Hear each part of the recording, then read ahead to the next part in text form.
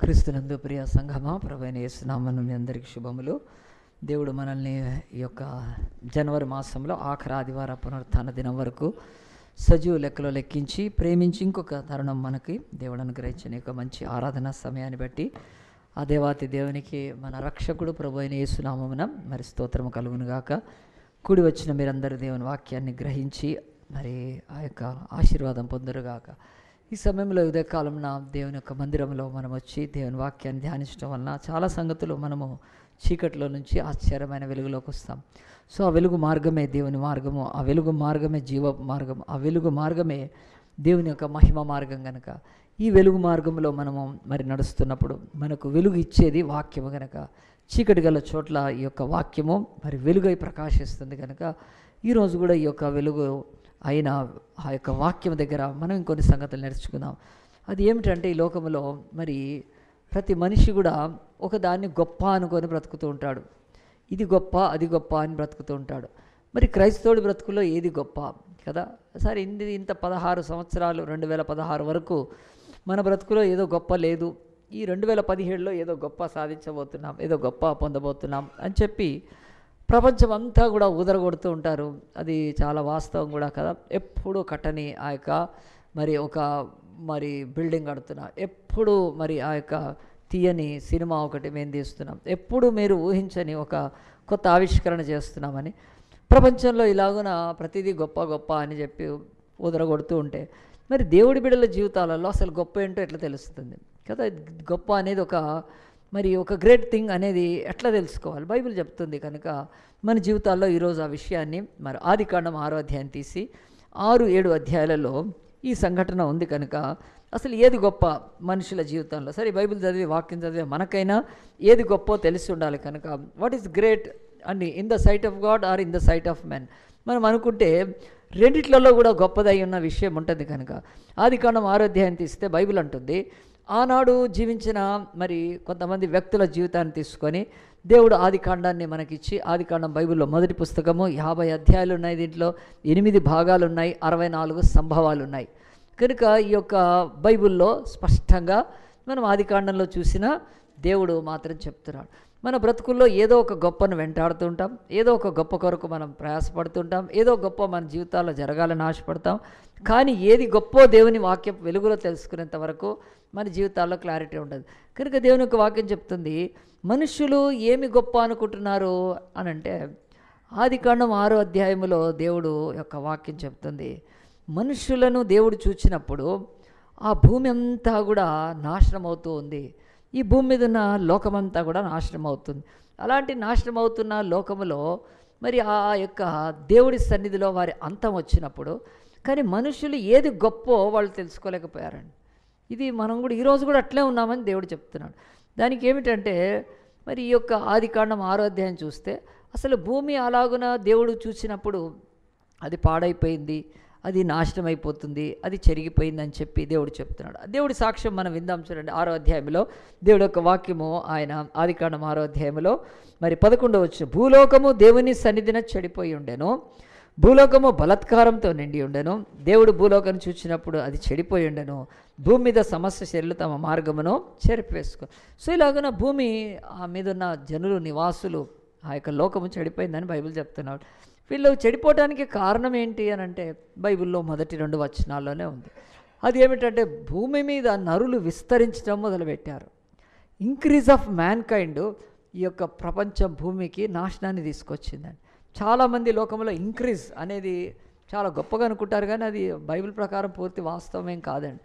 Bible చెప్తుంది, మనుషులు ఆదాముకు దేవుడు చెప్పాడు, మీరు భూమిని నిండించి విస్తరింపజేసి వర్ధిల్లండి అన్నాడు. అది దాదాపుగా నెరవేరుతుంది. ఇప్పుడు భూమి మీద ఎటువైపు చూసిన జనాలు ఉన్నారు. మరి అలాగునున్నప్పుడు బైబిల్ అంటుంది ఆ యొక్క స్థితి వాళ్ళ యొక్క నాశనానికి కారణమైంది. ఎందుకనంటే బైబిల్ అంటే భూమి మీద మనుషులు విస్తరించినప్పుడు ఏమవుతుందంటే వాళ్ళలో క్రమము తప్పిపోయింది, వాళ్ళలో నీతి తప్పిపోయింది, వాళ్ళలో పరిశుద్ధత తప్పిపోయింది, వాళ్ళలో దేవుని భయం తప్పిపోయింది. ప్రతివాడు తనకు తానుగా ఇష్టంగా ప్రవర్తిస్తున్నాడు. కనుక అలాగున భూమి మీద మనుషులు విస్తరించినప్పుడు అది వాళ్ళ యొక్క ఇంక్రీజ్ ఆఫ్ మ్యాన్ కైండ్ వాళ్ళ యొక్క నాశనానికి, డెస్ట్రక్షన్కి కారణమే. ఇది మన మనసులో పెట్టుకొని మన జీవితాల్లో కూడా ఎక్కడైనా ఎక్కువ మంది ఎక్కువ అంటే పట్టణాలు ఈరోజు భూమి మీద ఎన్నడూ లేనంత వ్యధను ఎందుకు అనుభవిస్తుందంటే ఈ విస్తరించడమే. మనుషులు పట్టణాలలో చూడండి మనుషులు ఎక్కువ ఉంటారు. ఒక వాతావరణపు కాలుష్యం పొల్యూషన్తో పాటు వెదర్ పొల్యూషన్తో పాటు అన్నీ పొల్యూట్ అయిపోయి ఉన్నాయి కనుక మనుషులు మరి లూటీలు, దొంగతనాలు, రేపులు, మర్డర్లుతో పాటు మోసాలతో పాటు ఎంత భయంకరంగా ఉంది. ఎన్ని హాస్పిటల్ కట్టినా కిటకిటలాడుతుంటుంటాయి. బైబిల్ చెప్తుంది మరి నిజంగా ఇంక్రీజ్ ఆఫ్ మ్యాన్ కైండ్ భూమి మీద అదేం వాళ్ళకు బ్లెస్సింగ్ ఏం లేదండి దేవుడు. ఎందుకనంటే దాంట్లో మనుషులు దేవుని వదిలిపెట్టేశారు కనుక. గుర్తుపెట్టుకోండి, ఈరోజు కూడా మరి ఇది కంపారిజన్ చేస్తే కూడా ఎక్కడో మరి పెద్ద పెద్ద సంఘాలలో ఎక్కువ మంది వస్తారు, వేల మంది, చెత్త కుప్పలాగా తయారైపోయినాయి అలాగున్న సంఘాలన్నీ కూడా. ఈరోజు ప్రపంచంలోనే పెద్ద సంఘాలని చెప్పుకునే దగ్గర ఏమి కూడా అంటే మైండ్ కదా ఇంకా ఎక్కువ ఉంటే ఏదో జరుగుతుందని, ఏమి జరిగేది ఏమీ లేదండి. ఎన్నో జాతరలలో కూడా లక్షల మంది వస్తారు, ఏమీ లేదు, ఎటు పోతున్నారో ఎవరికి తెలియదు. సో భూమి ఆ స్థితికి వచ్చేసిందని చెప్తుంది. So increase of man. రెండవ కారణం ఇదే బైబిల్ చెప్తుంది, నరుల కుమార్తెలు చక్కని వారని చెప్పి దేవుని కుమార్తెలు వచ్చి పెళ్లి చేసుకున్నారు. అదే మొదటి 2 వచనాల్లో ఉంది అక్కడ 6వ అధ్యాయంలో. కనుక మొదట increase of man kind, second ఇది మిక్స్డ్ మ్యారేజెస్. ఇది కూడా భూమికి నాశనానికి కారణమే. మిక్స్డ్ మ్యారేజెస్ అంటే ఏంటి అని అంటే దేవుని ఎరిగిన బిడ్డలు దేవుని ఎరగని వారిని పెళ్లి చేసుకోవడం మొదలుపెట్టారు. ఎందుకనంటే వారు చక్కని వారు అంటే బాహ్యంగా చూచి నీతి లేకపోయినా మరి పరిశుద్ధత లేకపోయినా ఇంకా లోకంలో ఉండవలసిన ఏ క్వాలిటీస్ లేకపోయినా బాహ్య అందము చూచి అసలు ఆ పెళ్లి చేసుకోకూడని అవసరం లేకపోయినా చేసుకొని భూమి మీద నాశనానికి కారణమయ్యాడు. సో ఈ మిక్స్డ్ మ్యారేజెస్, నరులు దేవుని కుమార్తెలు చక్కని వారని చూచి పెళ్ళిళ్ళు చేసుకున్నారు.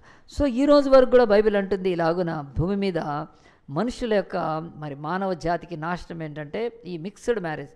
దేవుని ఎరగని ప్రజలు దేవుని ప్రజలతో మరి వివాహం చేసుకోవడం ద్వారా ఇంకొక సంతానం పుడుతుంది.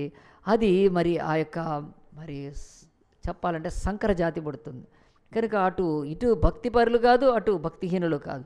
సో అలాగున సంకర జాతితోటి భూమి మీద ఏమైపోయిందంటే వాళ్ళ మార్గాలను నీది కరెక్ట్ అంటే కాదు నాది కరెక్ట్. అసలు ఇద్దరు ఒకే వాళ్ళైతే వాళ్ళకు ప్రమాణం ఒకటి ఉంటుంది, వాక్యం, దాన్ని పట్టుకొని కరెక్ట్ అనొచ్చు. కనుక భర్త ఒకటి భార్య ఒకటి అంటే బైబిల్ అంటుంది ఇదిగో ఈ యొక్క నాశనానికి కారణం.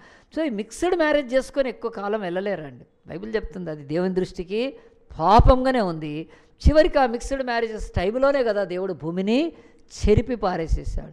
ఈరోజు కూడా భక్తికి కానీ నీతికి కానీ విశ్వాసానికి కానీ కాకుండా పెళ్ళి అంటే ఎంతసేపు కట్నాలకు, కానుకలకు, అందచందాలకు, వీటికి వెంటబడుతున్న ఈ దేశంలో, ఈ యొక్క ప్రపంచంలో మళ్ళీ ఆ యొక్క కాలము రాబోతుంది. కనుక యేసుప్రభుని అడిగారు ఏమని యేసయ్యా ఆయన ఇబ్బందున్నప్పుడు ఆ యొక్క యుగాంతం ఎట్లా ఉంటుంది, దానికి సూచనలు ఏమిటంటే దేవుడు ఖచ్చితంగా చెప్పాడండి. తీయండి లూకా సువార్త 17వ అధ్యాయంలో ఇదే మాటలు చెప్తున్నాడు. కనుక ఈ మిక్స్డ్ మ్యారేజెస్ ఇంక్రీజ్ ఆఫ్ మ్యాన్ కైండే భూమికి ఆఖరి సూచనలు.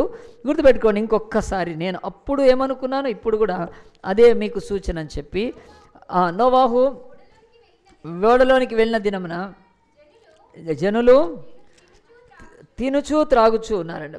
17వ అధ్యాయము 26వ వచనంలో లూకా సువార్త 17:26లో ఇలాగని రాయబడింది, నోవాహు ఓడలోనికి వెళ్ళిన దినమందు జనులు తినుచు త్రాగుచున్నారు. వాళ్ళ ముఖ్యమైన పని ఏంటంటే తినాలి, ఏదో ఒకటి తినాలి, ఏదో ఒకటి కొత్త తినాలి, ఇంకా తినాలి, ఇంకా తినాలి, ఇంకా తినాలి.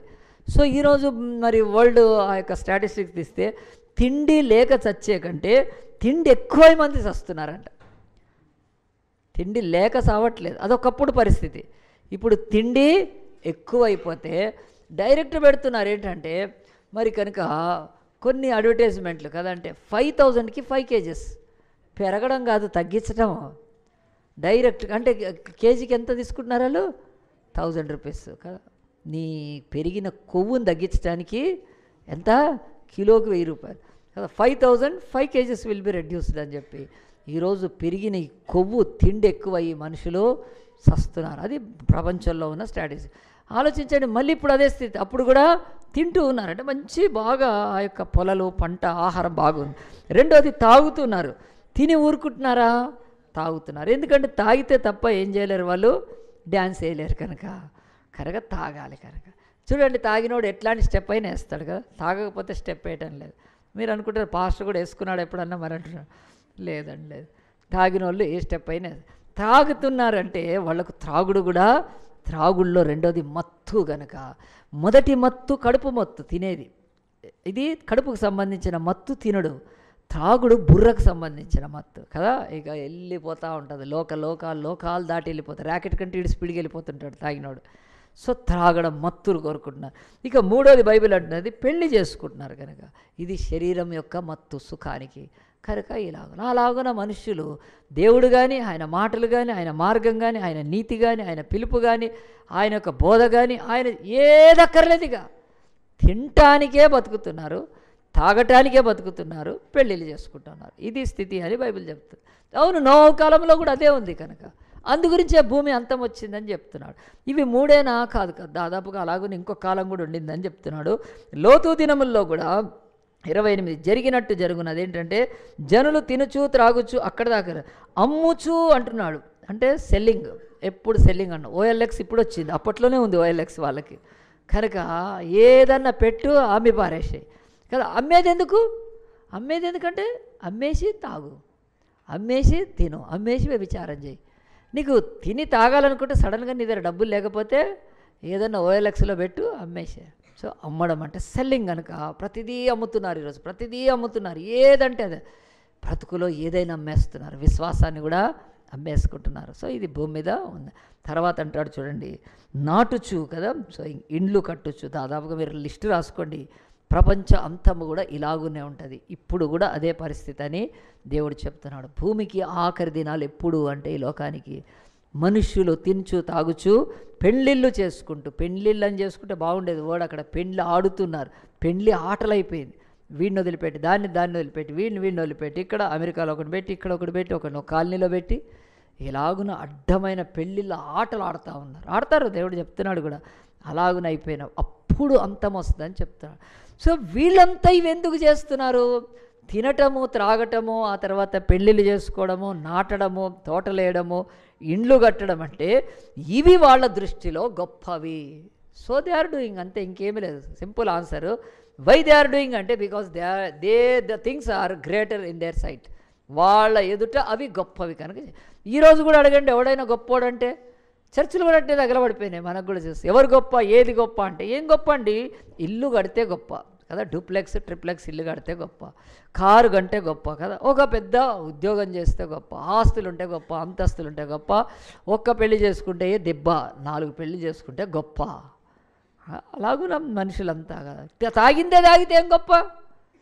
ఎప్పుడు తాగంది సారా తాగితే అది గొప్ప కదా, దాంట్లో ఏదో కలుపుతారు పోతారు కదా. అలాగున ఎప్పుడు తిన్నదే తింటే ఏముంది? ఫుడ్ ఫెస్టివల్కి వెళ్ళి తింటే కదా తీరిపోద్ది కడుపు తీట కదా. అలాగున ఫుడ్ గొప్ప తినడం. ఇక మనుష్యులు ఇలాగున వాళ్ళ దృష్టిలో, దేవుడి దృష్టిలో గొప్పవి, అవి మనిషి దృష్టిలో ఏం గొప్పగా ఉండనలేదండి. అలాగున్నప్పుడు సర్వసమాధానంగా సమాజంలో మిగతా వాళ్ళందరూ ఏమనుకుంటారు? నా జీవితంలో ఏం గొప్ప? ఇల్లు ఉంటే గొప్ప కదా, పెద్ద హోదా ఉంటే గొప్ప, పెద్ద ఆ యొక్క కొనియాడబడే సంగతులు లేకపోతే గొప్ప సంగతులు అని చెప్పి మనుష్యులు అలాగైనప్పుడు ఇక అప్పుడు దేవుడు చెప్తున్నాడు, భూమి ఇక ఆయన యొక్క సన్నిధిలో చెడిపోయింది, బలాత్కారం నిండిపోయింది, తమ మార్గాలను చెరిపేసుకున్నప్పుడు దేవుడు అంటున్నాడు, నేను ఇక భూమిని నాశనం చేసేస్తాను. అంటే దేవుడు వాక్యం చెప్తుంది, మనుష్యులు ఏది గొప్పో దాన్ని వదిలిపెట్టి వాళ్ళ దృష్టిలో, లోకం దృష్టిలో మనుషులు ఏవి గొప్ప అని అనుకుంటూ దేవుణ్ణి పూర్తిగా నిర్లక్ష్యం చేసినప్పుడు అప్పుడు అంతం సంభవిస్తుంది. ఇది సింపుల్గా చెప్పాను. అయితే మన కాంటెక్స్ట్లో ఈరోజు ఏంటి? దేవుడు అంటాడు, మరి నీ జీవితంలో ఇది గొప్ప. నువ్వు బయట లేవు, చర్చిలో ఉన్నావు, నువ్వు సంఘంలో ఉన్నావు, దేవుని బిడ్డవి, దేవుని వాక్యం వింటున్నావు, లేకపోతే దేవుని యొక్క మార్గాన్ని ఏదో కొద్దిగా గొప్ప అన్వేషిస్తున్నావు, దేవుడు అంటే నీకు ఇష్టం. మరి లోకం దృష్టిలోనే గొప్పవి నీ దృష్టిలో కూడా గొప్ప అయితే నువ్వు ఇక్కడికి ఎందుకు రావడం? అసలు నువ్వు రావడం మానేసేసేయాలి, పూర్తిగా మానేసేసేయాలి. ఎందుకంటే నిష్ప్రయోజనం. మనం చర్చికి ఎన్నేళ్ళైనా మన బతుకులో ఏమీ ఉండదు. ఎందుకంటే మన దృష్టిలో, లోకము దృష్టిలో గొప్పవి తీసి దేవుడు ఆయన దృష్టిలో గొప్పవిగా చేయాలనుకుంటున్నాడు. కనుక దేవుడు అప్పుడు ఉంచిన వ్యక్తిని నేను చూపిస్తాను. ఇప్పుడు తీయండి, నోవాహు కాలంలో దేవుడు అంటున్నాడు, నోవాహు ఒక ఆయన జీవించాడు, తన పితరుల నుంచి ఆయన కూడా మంచి విశ్వాసాన్ని, భక్తిని కాపాడుకుంటూ వచ్చాడు. ఆయన జీవితంలో ఒక గొప్ప చూపిస్తాను. అలాగున ఈరోజుకి వాక్యం ఇక్కడ నుంచి మంచిగా వింటే దేవుని యొక్క వాక్యంలో ఆదికాండం 6వ అధ్యాయంలో చూడండి, దేవుడు ఏమన్నాడు? భూమిని నేను నాశనం చేసేస్తా అన్నాడు. ఇక్కడ 7వ వచనంలో, అప్పుడు యెహోవా, నేను సృజించిన నరులను, నరులతో కూడా జంతువులను, పురుగులను, ఆకాశ పక్షులను భూమి మీద ఉండకుండా తుడిచివే, I will wipe out from the face of the earth, భూమి మీద ఏమీ లేకుండా తుడిచిపాడేస్తాను. ఎందుకంటే మనుషులంతా మార్గాలు ఇక వేస్ట్ ఈ భూమి అని కనుక మనం కూడా ఒక బట్టలు వేసుకున్నాము, చాలా రోజులు వేసుకున్నాము, ఇంకా వేసుకున్నాము, చిరిగితే కుట్టుకున్నాము, మళ్ళీ ఇంకా పూర్తి చిరిగిపోతే ఏం చేస్తామండి? పడేస్తాం అక్కడ కదా. ఒక వెహికల్ వాడుతున్నాము, అది ఇంకా పాడైంది కదా. అది కిక్ కొట్టగానే కిక్ రాడ్ కింద పడిపోయింది కదా, బ్రేక్ కొట్టగానే బ్రేకు పెడలు ఊడిపోయింది, ఇంకెందుకండి అది కనుక వాడాం కదా. మన భాషలో చెప్పాలంటే తుమ్మితే ఏం పోయిందంట? ముక్కు పోయింది. ఎన్నిసార్లు లేపెట్టుకుంటావు ముక్కు? వేస్ట్. ముక్కు అటు పడేసి ముక్కు లేని ఎప్పటిగా ఉంటే తిరిగితే సరిపోతుంది. అట్లా బైబిల్ చెప్తుంది దేవుడు ఎంత బాగా చేయాలి, ఇంకా కాదు అయితే లేదు, బాగా కావట్లేదు. దేవుడు అన్నాడు నేను దీన్ని నాశనం చేసేస్తాను. నాశనం చేసేయాలనుకున్నప్పుడు ఆయన దృష్టిలో ఒక వ్యక్తి ఉన్నాడు, ఆయన పేరు నోవాహు అని. ఆ నోవాహు తన యొక్క జీవితంలో మనకు దేవుడు ఇచ్చిన ఒక నీతిమంతుడు. ఆయన జీవితంలో నేను మొట్టమొదటి చెప్తున్నాను చూడండి. ఏది గొప్ప అంటే 13వ వచనంలో 6వ అధ్యాయము 13వ వచనం చదవండి ఎవరైనా. దేవుని యొక్క వాక్యంలో దేవుడు అంటున్నాడు, దేవుడు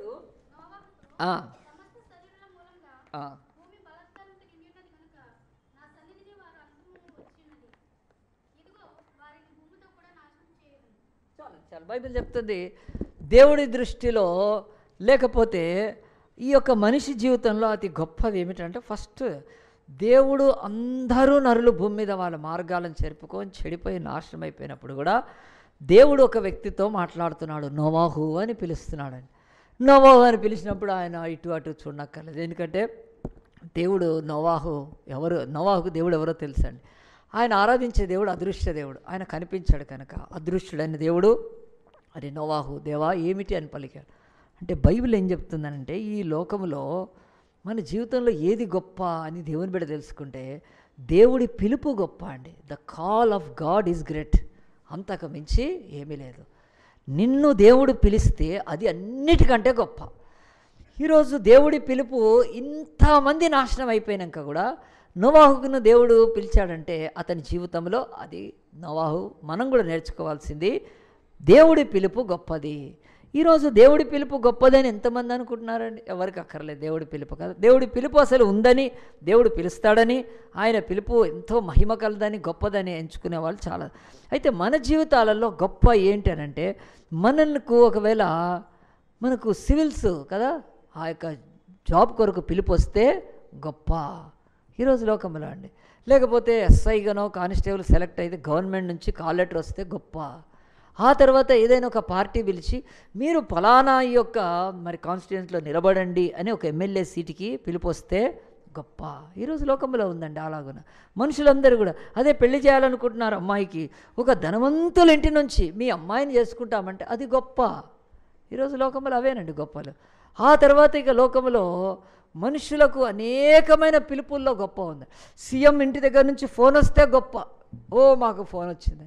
లేదంటే మన వీధిలోనే ఉన్నారు, 4 అవతల ఇండ్ల అవతల ఉన్నారు, ఎప్పుడు మనల్ని పిలవలేదు. వస్తారు, డోర్లు వేసుకుంటారు, తీసేస్తారు, పోతారు. కార్లలో వస్తారు, కార్లలో దిగుతారు, టక్కు అని. ఎప్పుడు కూడా అలాంటి వాళ్ళు సడన్గా వాళ్ళ ఇంట్లో ఏదో ఫంక్షన్ అవుతుంటే ఒక కార్డు తెచ్చిస్తే అది గొప్ప, మమ్మల్ని పిలిచారు. ఈరోజు VVIP కార్డ్స్ దొరికితే పిలిస్తే అవి గొప్పగా ఎంచుకుంటున్నారండి మనుషులు. ఈరోజు బైబిల్ అంటుంది ఇక్కడ మనుషులు ఎవ్వడు పిలిచినా ఈ లోకంలో ఎంత గొప్ప, పార్లమెంట్ నుంచి, వైట్ హౌస్ నుంచి కూడా నీకు పిలుపు వచ్చినా బైబిల్ అంటుంది అది మాత్రం గొప్ప కాదు. దేవుని బిడ్డల జీవితాలలో దేవుడి పిలుపు గొప్పదండి. నోవాహును దేవుడు పిలుస్తున్నాడు, నోవాహు అని పిలుస్తున్నాడు. నిజంగా మన బ్రతుకుల్లో ఇలాగున దేవుడి పిలుపు విన్నామా? ఆ రోజు నోవాహును పిలిచాడు, ఈరోజు ఎట్లా పిలుస్తాడు? దేవుడు వాక్యం చెప్తుంది. ఈరోజు మనందరము కూడా దేవుని స్వరాన్ని చర్చిలో వినొచ్చండి, తప్పకుండా వినొచ్చు. నువ్వు వేరే చోట కూడా వినొచ్చు, వాక్యంలో వినొచ్చు. అది ఎలా అంటే దేవుడి స్వరము మాత్రమే ఆ పిలుపు గొప్పదని ఎంచుకోవటానికి దేవుడు కూడా పిలిచి నోవాహుని ఎందుకు ఇచ్చేస్తాడంటే, నోవాహులో ఒక గొప్ప సంగతి ఉందంటే, అతడు ఈ చెడిపోయిన లోకాన్ని చూసి దుఃఖపడ్డాడండి, బాధపడ్డాడు, చాలా కుమిలిపోయాడు. దుఃఖంతో ఉన్నప్పుడు దేవుని యొక్క స్వరం అలాగూ వినిపించినట్టు ఈరోజు కూడా నన్ను ఎవడు పిలిస్తే కాదు, దేవుడు నాతో మాట్లాడిన భార్యకు, భర్తకు, పిల్లలకు ఎవ్వరికి చెప్పకుండా నీ బాధ ఏదో నువ్వు పడుతూ కుమిలిపోతూ నీ హృదయంలో అంతరంగంలో వేదన పడుతున్నప్పుడు, నువ్వు కూడా నొచ్చుకొని బతుకుతున్నప్పుడు సడన్గా దేవుడు నువ్వు చర్చికి వెళ్తే నీ జీవితం ఏంటో అదే మాట్లాడాడు అనుకో, అది దేవుని పిలుపు. చప్పట్లు కొడదామండి. అట్లా దేవుడు పిలుస్తాడు ఆయన. అట్లా ఒక్కసారైనా నువ్వు దేవుని పిలుపు స్వరం విన్నావా? అయితే అది నీ జీవితంలో గొప్ప. బ్రతుకులో ఎవరో గొప్పోళ్ళు పిలిస్తే, ఏ రాజకీయ నాయకులు, ఏ గొప్ప ఆఫీసులో, ఏ యొక్క మన ఆ పోస్టుల కొరకు పిలుపు వస్తే అవి గొప్ప కాదండి. బైబిల్ అంటుంది దేవుడు పిలుపు వినాలి. ఈరోజు నువ్వు ఆయన పిలుపు గురించి దేవుడు అంటున్నాడు, లోకానికి ప్రయాసపడి భారం మోయారులారా నా యొద్దకు రండి అని. ఆ స్వరం ఎప్పుడైనా నీకు వినిపిస్తుందా? నీ కష్టానికి తగ్గ వాక్యం ఎప్పుడైనా వినిపిస్తుందా? నిన్ను ఓదార్చడానికి, బలపరచడానికి, పురిగొల్పడానికి, నీ విశ్వాసాన్ని స్థిరపరచడానికి వన్ సింగిల్ టైం అయినా నీ బ్రతుకులో వింటున్నావా? లేదండి. అది లేకపోతే వేస్ట్. కనుక అంత మాయలోకంలో బతుకుతూ ఉంటాం. కనుక నోవాహు జీవితంలో ఏది గొప్ప అంటే, నోవాహు ఆనాటి ప్రపంచంలో ఏ గొప్పవాడు పిలిచినా కాదు, మనిషిని సృష్టించిన సృష్టికర్త, జీవానికి ప్రాణానికి మన ఉనికికి ఆధారమైన దేవుడి పిలుపు బ్రతుకులో వినటం గొప్ప అండి. ఈరోజు మనుషులు వింటున్నారండి? వినటానికి ఇష్టపడట్లేదు, పెడచెవున పెడుతున్నారు. ఎందుకంటే వాళ్ళకు దేవుడి పిలుపు ఏమాత్రం గొప్పది కాదండి. మన భాషలో చెప్పాలంటే దేవుడి పిలుపు అంటే దాన్ని ఎంత దరిద్రం చేసి పెట్టారు తెలుసా అండి? ఎంత దరిద్రం చేసి పెట్టారంటే, చాలామంది ఎవరైనా సస్తే దేవుడు పిలిచిండు వెళ్ళిపోయిండు అంటారు. దేవుడు పిలిస్తే వెళ్ళిపోయిండు అంటే, ఇక దేవుడు పిలవడం అంటే ఏంటి? లేపుకొని వెళ్ళిపోవడమే. ఇదేంటండి ఇది? ఇప్పుడు నోవాహును పిలిచాడు, లేపుకొని వెళ్ళిపోయాడా దేవుడు? కాదు. పిలుపు అంటే ఎంత దరిద్రం చేసి పెట్టారండి. మనం ఈరోజు చాలామంది చెప్తున్నారు అది తప్పది, అది బిబ్లికల్గా. దేవుడు కూడా నోవాహును పిలిచి, రా నోవాహు నీ ప్రాణం తీస్తా అంటున్నాడా? కాదండి. దేవుడు పిలుపు అంటే సావు కాదు. గుర్తుపెట్టుకోండి, దేవుడు ఆయన ప్రేమించాడు గనక రక్షించటానికి పిలుస్తున్నాడు ఆయన నోవాహుని. The call is given to save him. మన బతుకుల్లో మొత్తము దేవుడి పిలుపు అంటే ఈరోజు ఎంత అడ్డంగా మార్చేశారంటే, చర్చిల్లో కూడా దేవుడు పిలిచాడంటే మనిషి టప్పగట్టాడని కదా. తప్పండి ఆ మాట. అసలు చాలా బిబ్లికల్ కాదు. దేవుడు నోవాహునే కాదు, దేవుడు దావీదునే కాదు, దేవుడు సమూయేలునే కాదు. చిన్నగా ఉన్నాడు సమూయేలు, చిన్న బాలుడు ఏలీహు. ఏలీ కాలంలో షిలోహులో రాత్రి పండుకున్నాడు దేవాలయంలో. పడంగానే ఒక పిలుపు, సమూయేలు అన్నాడు. లేచి ఏం చేశాడు? అక్కడ ముసలాయన ఉన్నాడు. ఏలీ, అయ్యా పిలిచావా అంటే, అన్నీ పిలవలేదు పో అన్నాడు. మళ్ళీ రెండోసారి సమూయేలు అని. రాత్రి అండి, మందిరంలో అర్ధరాత్రి, మిడ్ నైట్. ఆ యొక్క మళ్ళీ లేచి వెళ్ళాడు. చిన్న పిల్లోడు అండి సమూయేలు. పాలు విడిస్తే వాళ్ళ అమ్మ వదిలేసిపోయింది దేవాలయంలో. ఎంత మంచి సమూయేలు కూడా చూడండి, ఇంటికి బారిపోలేదు, ఆడే ఉన్నాడు. పోయి అయ్యగారు పిలిచారా అంటే, లేదు బాబు నేను పిలవలేదు. మళ్ళీ మూడోసారి సమూయేలు అని పిలుపు వచ్చిందండి.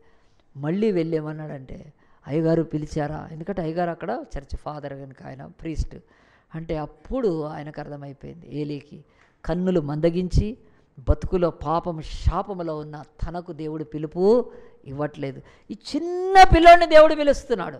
ఈ రాత్రి ఈ దేవాలయంలో స్వరం వింటున్నాడంటే అది దేవుని స్వరమే అని చెప్పాడు. ఆయన నేను కాదు, ఈసారి సమూయేలు అని పిలిస్తే నీ దాసుడు ఆలకిస్తున్నాడు, చిత్తగించుము అని చెప్పని ఒక మాట నేర్పించాడు. పోగానే సమూయేలు దేవుని స్వరం విన్నాడు. చెప్పలు కొడదామండి. చిన్న పిల్లోడిని సమూయేలుని చంపటానికి పిలుస్తున్నాడు ఆ దేవుడు కాదు కదండి. ఇశ్రాయేల్ రాజ్యములో జరగబోయే సంగతులను చెప్పడానికి పిలుస్తున్నాడు. మన లైఫ్లో కాల్ అంటే టప్పా కట్టి పోవడం కాదండి కదా.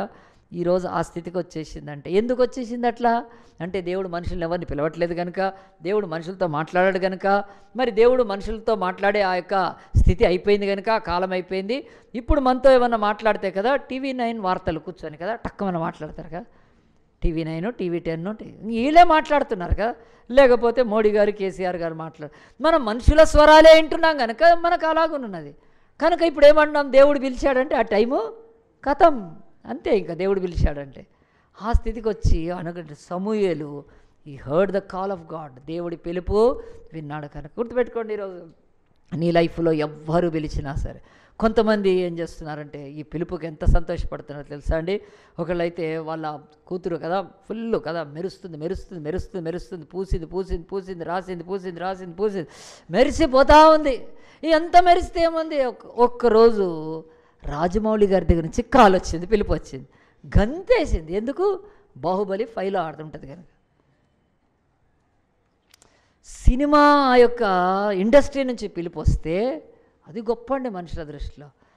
ఇంకా ఏదైనా ఒక పెద్ద సెంట్రల్ గవర్నమెంట్ జాబ్కు పిలుపు వస్తే అక్కడి నుంచి నీకు కదా రండి మన యొక్క ప్రభుత్వము పంది అవార్డు ఇస్తుంది అంటే అది గొప్ప. అది నందిలేండి, నేను పంది అంటాను కనుక. అంటే మన లైఫ్లో ఇదే గొప్ప అనుకుంటున్నాం, కానీ we have never giving a value to God's call అండి. ఎవడైతే దేవుడి పిలుపు గొప్పదని ఎంచుకుంటారో వాళ్ళు వింటారండి దేవుడి స్వరము. నోవాహు యొక్క జీవితంలో ఏది గొప్ప తెలుసా అండి? అతని జీవితంలో దేవుడి పిలుపు గొప్ప. అతను మనుషులంతా పెళ్ళిళ్ళు చేసుకోవడం గొప్ప, తాగడం గొప్ప, తిరగడం గొప్ప, ఇల్లు కట్టడం గొప్ప, మ్యాన్షన్స్ కట్టడం గొప్ప, తోటలు వేయడం గొప్ప, అమ్మడం సెల్లింగ్ అండ్ బయింగ్ గొప్ప. కానీ నోవాహు దృష్టిలో, దేవా ఈ పాపలోకంలో ఉన్నానే, నాకు నా పితరులకు స్వరం వినిపించేవాడే దేవా అని అనుకున్నాడేమో. దేవుడు నోవాహుతో మాట్లాడండి. ఆలోచించండి, మరి ఈరోజు నీ జీవితంలో దేవుడి పిలుపు గొప్ప, అది గుర్తుపెట్టుకోండి. దేవుడి బిడ్డల జీవితాల్లో గాడ్స్ కాల్ గొప్ప కనుక. రెండో చెప్తాను, దేవుని యొక్క సన్నిధిలో చూడండి, దేవుడు అంటున్నాడు, నోవాహు ఆయన మాట్లాడాడు. దేవుడు ఆయనతో మాట్లాడినప్పుడు కొంచెమే కానీ చాలాసేపు మాట్లాడాడు. ఆయన పిలిచిన పిలుపు అక్కడంతా కిందంతా ఉంది. చాలామంది అనుకుంటారు దేవుడు SMS ఇస్తాడేమని. ఏం SMS? ఆయన చాలా లాంగ్ మాట్లాడతాడు కనుక ఆ యొక్క కింద దేవుడు పిలిచినప్పుడు నోవాహు కదా ఏం చెప్పాడు చూడండి. ఆ విషయం ఇంకొక నిమిషం చూసి దేవుడు అన్నాడు నోవాహుతో, సమస్య శరీర మూలంగా భూమి బలాత్కారంతో నిండింది కనుక 6వ అధ్యాయము 13 6:13 వారి అంతం వచ్చినది అని వారితో భూమితో కూడా నాశనం చేస్తాను చితిసారకు మ్రానుతో. దేవుడు పిలిచి ఏం చేస్తాడంటే, ఆయన షార్ట్ కట్ SMSలు కాదు, చెప్తున్నాడు నువ్వు కట్టుకోవాల్సిన ఓడ చెప్తున్నాడు, అది ఏం చెక్కతో కట్టుకోవాలో. ఆ తర్వాత ఓడను చేసుకోదానికి అరలు పెట్టమంటున్నాడు, లోపట బయట కీలు పూసుకోమంటున్నాడు. ఆ ఓడకు 300 మూరలు పొడుగు, 50 మూరలు వెడల్పు ఉండాలని డైమెన్షన్స్ ఇస్తున్నాడు. మళ్ళీ 16వ వచనంలో కిటికీ ఉండాలని చెప్తాడు, తలుపు పెట్టుకోమని చెప్తున్నాడు. ఎంత 3 అంతస్తులుగా దాన్ని కట్టుకోమని చెప్తూ ఎంతసేపు మాట్లాడుతున్నాడు ఈరోజు. దేవుడి పిలుపు అంటే అదేదో షార్ట్ కాదండి, ఇంకా డీటెయిల్గా కూడా మాట్లాడతాడు దేవుడు. అలాంటి స్వరం విన్నాడు. దుర్మార్గుల మధ్యలో, దుష్టుల మధ్యలో, అనీతి మధ్యలో, మార్గాలను చెరిపేసుకున్న వారి మధ్యలో, భక్తిహీనుల మధ్యలో ఆహా దేవుడి స్వరం వినడం ఎంత ఆశీర్వాదం అండి మనకు. ఈరోజు దేవుని మందిరంకి వచ్చే బిడ్డలు కూడా అలాంటిది లేకపోతే ఈరోజు ఎవడో స్వరం వినాలనుకోవటానికి మాత్రమో బైబిల్ చెప్తున్నాడు నిష్ప్రయోజనం. ఇది గొప్ప కనుక. ఇప్పుడు రెండోది చూద్దాం చూడండి. నోవాహు జీవితంలో ఇదే గొప్ప అంటే దీనికంటే ఇంకా గొప్పది ఉంది. అది ఏమిటో దేవుని యొక్క వాక్యంలో 6వ అధ్యాయంలోనే దేవుడు సాక్ష్యం చెప్తున్నాడు. అదేమిటంటే 9వ వచనంలో, నోవాహు వంశములు ఇదే, నోవాహు నీతిపరుడును తన తరములో నిందారహితుడై ఉండెను, నోవాహు దేవునితో నడిచినవాడు అని చెప్తున్నాడు. ఇక్కడ రెండవది ఏంటంటే, మొదటిది పిలుపు గొప్ప అంటే పిలుపు కంటే ఇంకా గొప్ప ఉందండి. అది ఏమిటంటే సాక్ష్యము గొప్ప. The God is giving test money for the నోవాహు. ఈ లోకంలో మనుష్యులు కదండి సాక్ష్యము పొందుతా అంటే, నీకేమైనా సాక్ష్యం ఉందా అంటే చెప్తారు, మా ఇంటికి రోజు సాక్షి పేపరే వస్తుంది, ఇంకేం సాక్ష్యం కథం అంతే. మనస్సాక్షి, తెలుగువారి మనస్సాక్షికి సాక్షి పత్రిక ఉంది, ఇంకా సాక్ష్యం. దేవుడు అన్నాడు ఈరోజు నువ్వు సాక్ష్యం పొందాలి ఖచ్చితంగా. ఈ భూమి మీద అతి గొప్పది దేవుడి చేత సాక్ష్యం పొందాలి. ఈరోజు మనుషుల సాక్ష్యం అవసరమా? ఆ దేవుడు అంటున్నాడు కాదు, దేవుడు సాక్ష్యం చెప్పాలి. మనుషులు డబ్బులు ఇస్తే సాక్ష్యం చెప్తారు, మనుషులు కదా మనకు పని పడితే మంచిగా చెప్తారు సాక్ష్యం, మనుషులు అమ్ముడు పోయి సాక్ష్యం చెప్తారు. దేవుడు చెప్పడు కదా అట్లా. దేవుడు ఇక్కడ నోవాహుతో అంటున్నాడు, నోవాహు నువ్వు మరి ఆ యొక్క నీతిమంతుడు అంటున్నాడు, నువ్వు నిందారహితుడు అంటున్నావు. దేవుడు అంటున్నాడు ఇక్కడ ఆయన మరి దేవునితో ఎట్లా ప్రమాణంగా తీసుకోవాలండి. మొదటిది అంటున్నాడు నువ్వు నిందారహితుడు. ఏం చేశాడని బైబిల్లో ఆయన గురించి ఏమీ లేదే, ఎట్లా నిందారహితుడని మనం ఆయన తెలుసుకోవచ్చు. బైబిల్ ఒకటి చెప్తుందండి, నిందారహితుడు అంటే నోవాహు ఓడలోకి ఎంతమంది భార్యలు వెళ్ళారు, ఇది ప్రశ్న వేసుకోవాలి. ఎంతమంది వెళ్ళారు? 2 ఒక్కతే భార్య వెళ్ళిందండి. అంటే పెళ్ళిళ్ళు చేసుకుంటున్న కాలంలో అతడు ఏం చేస్తున్నాడండి, అతడు ఒక్క పెళ్ళి చేసుకున్నాడు. నింద దేవుడు కూడా అనకుండగా, లోకంలో ఎవడన్నా అనకపోయినా అలాగున్న బ్లెమిష్లెస్గా బతికాడు. సో మన జీవితాల్లో ఇక పెళ్లి విషయం వస్తే, అవును దాని విషయంలో దేవుడు సాక్ష్యం పలకాలి. నేను రక్షించిన ఆనాడు నోవాహు ఓడలోకి ఒక్క భార్యతోటే వెళ్ళాడు అనంటే, భార్యల్ని చేసుకొని వదిలిపెడుతున్న కాలంలో దేవుడు మాత్రం భయపడి, ప్రభువా నాకు 1 మ్యారేజ్ ఇస్ ఎనఫ్. ఎందుకనంటే దేవుడు అతని విషయంలో ఒకరోజు సాక్ష్యం చెప్తాడని కాదు, కానీ దేవుడి ఎదుట మన సాక్ష్యాన్ని పోగొట్టుకోలేదు. నిందారహితుడిగా బతికాడండి కదా. కాబట్టి బైబిల్ అంటుంది మరి ఒక వ్యక్తికి మరి ఒకరికంటే ఎక్కువ భార్యలు అవసరమా? నోవాహు ఎట్లా నోవాహుకు మనకున్నంత గ్రంథం లేదు. ఇప్పుడు మనం అనుకుందాము మనకు బైబిల్ కదండి ఎన్ని ఉంది ఇక్కడ నుంచి. మొదట గుర్తుపెట్టుకోండి, ఇక్కడ ఈ పట్టుకుంటే జస్ట్ పట్టుకుంటాను, బైబిల్లో నా పేపర్లన్నీ పడిపోతాయి, తీసి పట్టుకుంటాను. ఒక్కసారి చూడండి, ఇవి ఇన్ని పేపర్లు అండి, ఇవి మనకు ఇన్ని ఉన్నాయండి. ఇన్ని ఉండి కూడా మనకి ఇంత గ్రంథం ఉంది చూడండి నా చేతిలో రైట్ సైడ్, ఇవి ఇన్ని పేపర్లే కదా అనుకుందాం. అంటే నోవాహుకి 6వ అధ్యాయం ఉంది, ఆయనకి ఏం గ్రంథాలు ఉన్నాయండి, ఏమి ధర్మశాస్త్రం ఉంది, ఆయనకి ఏ దేవాలయం లేదు, ఏ ప్రీస్టులు ఉన్నారు, ప్రీస్టులు లేరు. ఆ రోజు మరి ఇంకా టీవీలు లేవు, ఏమీ లేవండి. అంతేకాదు, నీకు ఒక్క మాటలో చెప్పాలంటే ఈరోజు మనకి ఇన్ని ఉండి కూడా నోవాహు ఆ రోజే నిందారహితుడు ఉండగలిగాడంటే దేవుడు మనల్ని పట్టుకొని ఎంత మరి శిక్షించాల్సి వస్తుంది ఆలోచించాడు. ఆ కొద్ది సమయంలోనే భూమి అంతా చెడిపోయింది, ఏ దేవాలయం లేదు, ఏ మందిరం లేదు, ఏ యాజకుడు లేడు. దేవుడు నిజజరిగిన వాళ్ళు అలాగున జీవిస్తున్నారు. వాళ్ళంతా మ్యారేజ్ చేసుకున్నప్పుడు దేవుడికి భయపడి ఒక మ్యారేజ్ చేసుకున్నారు. సో వాళ్ళకి తెలిసినంత వరకు వాళ్ళకు ఒక వెనక కథ ఉంది.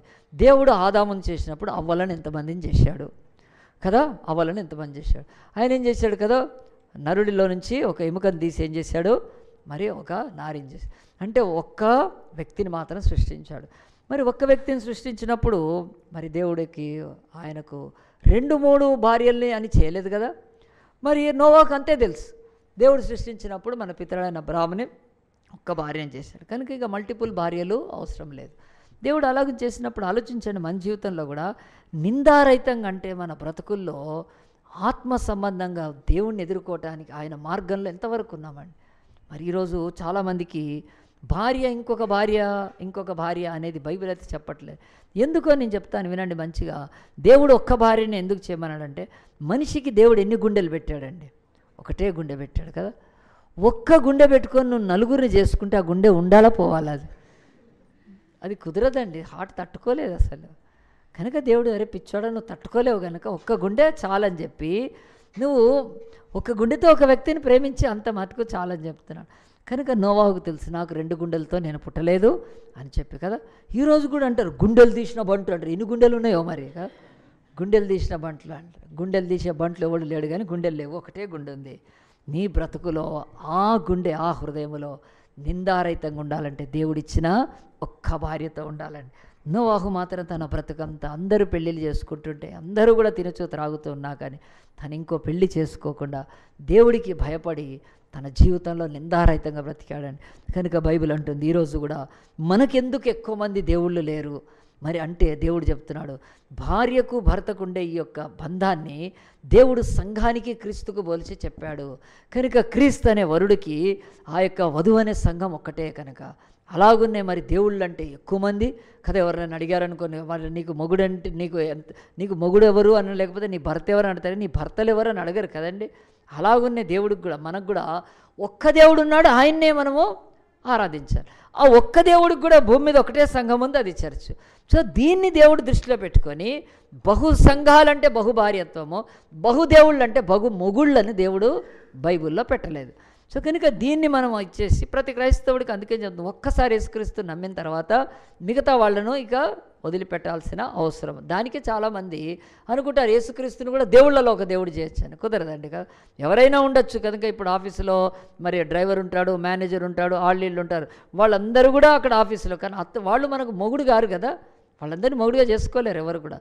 బైబిల్ కూడా చెప్తుంది రక్షకుడు, విమోచకుడు, దైవుడు అవంతా కూడా ఒకటే ఉండాలని చెప్పి దేవుడి భూమి మీద చెప్తున్నాడు. నేను ఎవరిని నిందారహితుడిని అంటానంటే తన జీవితంలో దేవుడి సృష్టిని గౌరవించి ఘనపరిచేవాడే నిందారహితుడండి.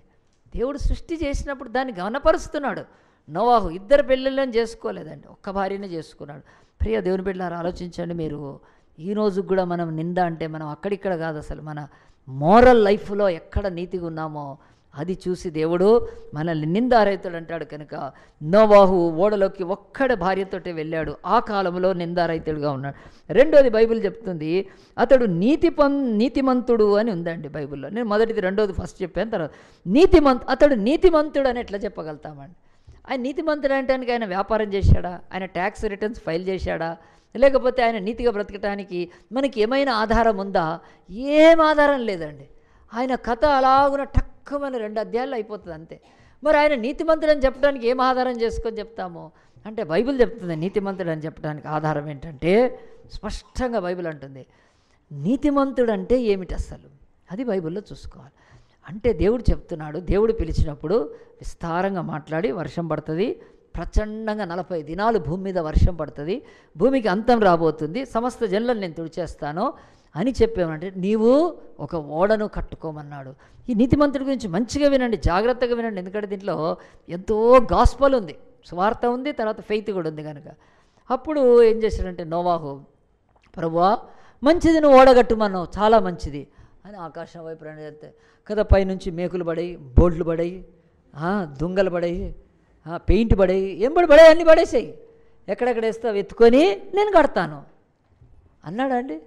ఈరోజు చాలామంది ఎందుకంటే చర్చకు వచ్చే వాళ్ళు నీతిమంతులు కాదంటే, దేవుడు ఏదైనా చెప్పంగానే మనకు ఒక అద్భుతం జరగాలి, దేవుడు ఏదైనా చెప్పంగానే ఒక మిరకిల్ జరగాలి, దేవుడు ఏమైనా చెప్తే మనకు తేరగా ఏదో వచ్చి టప టప టప టప మన ఇంటి ముందు పడాలి.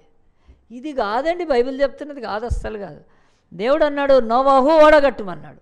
ఎంత ఉండాలి, ఇంత పొడవు, ఇంత వెడల్పు, ఇంత ఎత్తు ఉండాలి కదా, ఇన్ని అర్రలు ఉండాలి, దానికి కిటికీ పెట్టాలి, దానికి ద్వారం పెట్టాలి, ఇక్కడికి ముగించాలి, బయట లోపల కీలు పూసుకోవాలి, గో డూ ఇట్ అన్నాడు. అంతే. అంటే పోయి మోకాళ్ళు వేసి ప్రార్థన చేసేసి కదా దేవ దేవ దేవ దేవ దేవ దేవ దేవ కదా అని కూర్చోలేదండి. He went out and he started building his ark. ఏంటో తెలుసా, ఫస్ట్ తన చెట్లను నరకడం మొదలుపెట్టాడు. కర్రలు కావాలి కదా, అయిపోయి ఎవరి కర్రలు అవి, ఆయనవే. ఆ భూమి మీద ఆయన కూడా ఒక మంచి ఆనాడు మంచి కలిగిన వాడే. తన చెట్ల, తన తోటల్లో తన యొక్క మొక్కలు, తన వృక్షాలను నరకడం మొదలుపెట్టాడు. నరకడం మొదలుపెట్టాకనే చాలామంది వచ్చింటారు, నోవాహు ఏం చేస్తున్నామని అడిగి ఉంటారు. అంటే ఇట్లా దేవుడు నాకు చెప్పాడు ఓడగట్టుమని. ఓడ అంటే ఏంటి ఎవరికి తెలియదు అప్పటికి, ఇట్లా ఉంటుంది, ఇట్లా కట్టండి, కడతా వస్తుంది. ఎందుకంటే వర్షం రాబోతుంది అంటే, రే పిచ్చోడా, వర్షం ఎప్పుడైనా చూసావా, రావలాగడా పిచ్చోడా అని చెప్పి ఎగతాళి చేస్తుంటే కదా, మనమైతే ఏం చేస్తామంటే ఆ గొడ్డలు తీసి ఆయన మీదకి పోతాం, నీకెందుకురా, అలా పోలేదండి. బాబు నేను నమ్ముతున్నాను, నేను ఆ యొక్క వర్షం వస్తా నమ్ముతున్నాను, వెళ్ళి నీ పని చూసుకో, అందరికీ ఉందని చెప్పి మళ్ళీ పోట్లు. అంటే బైబిల్ అతన్ని దేవుడు నీతిమంతుడని ఎట్లా అనగలిగాడండి.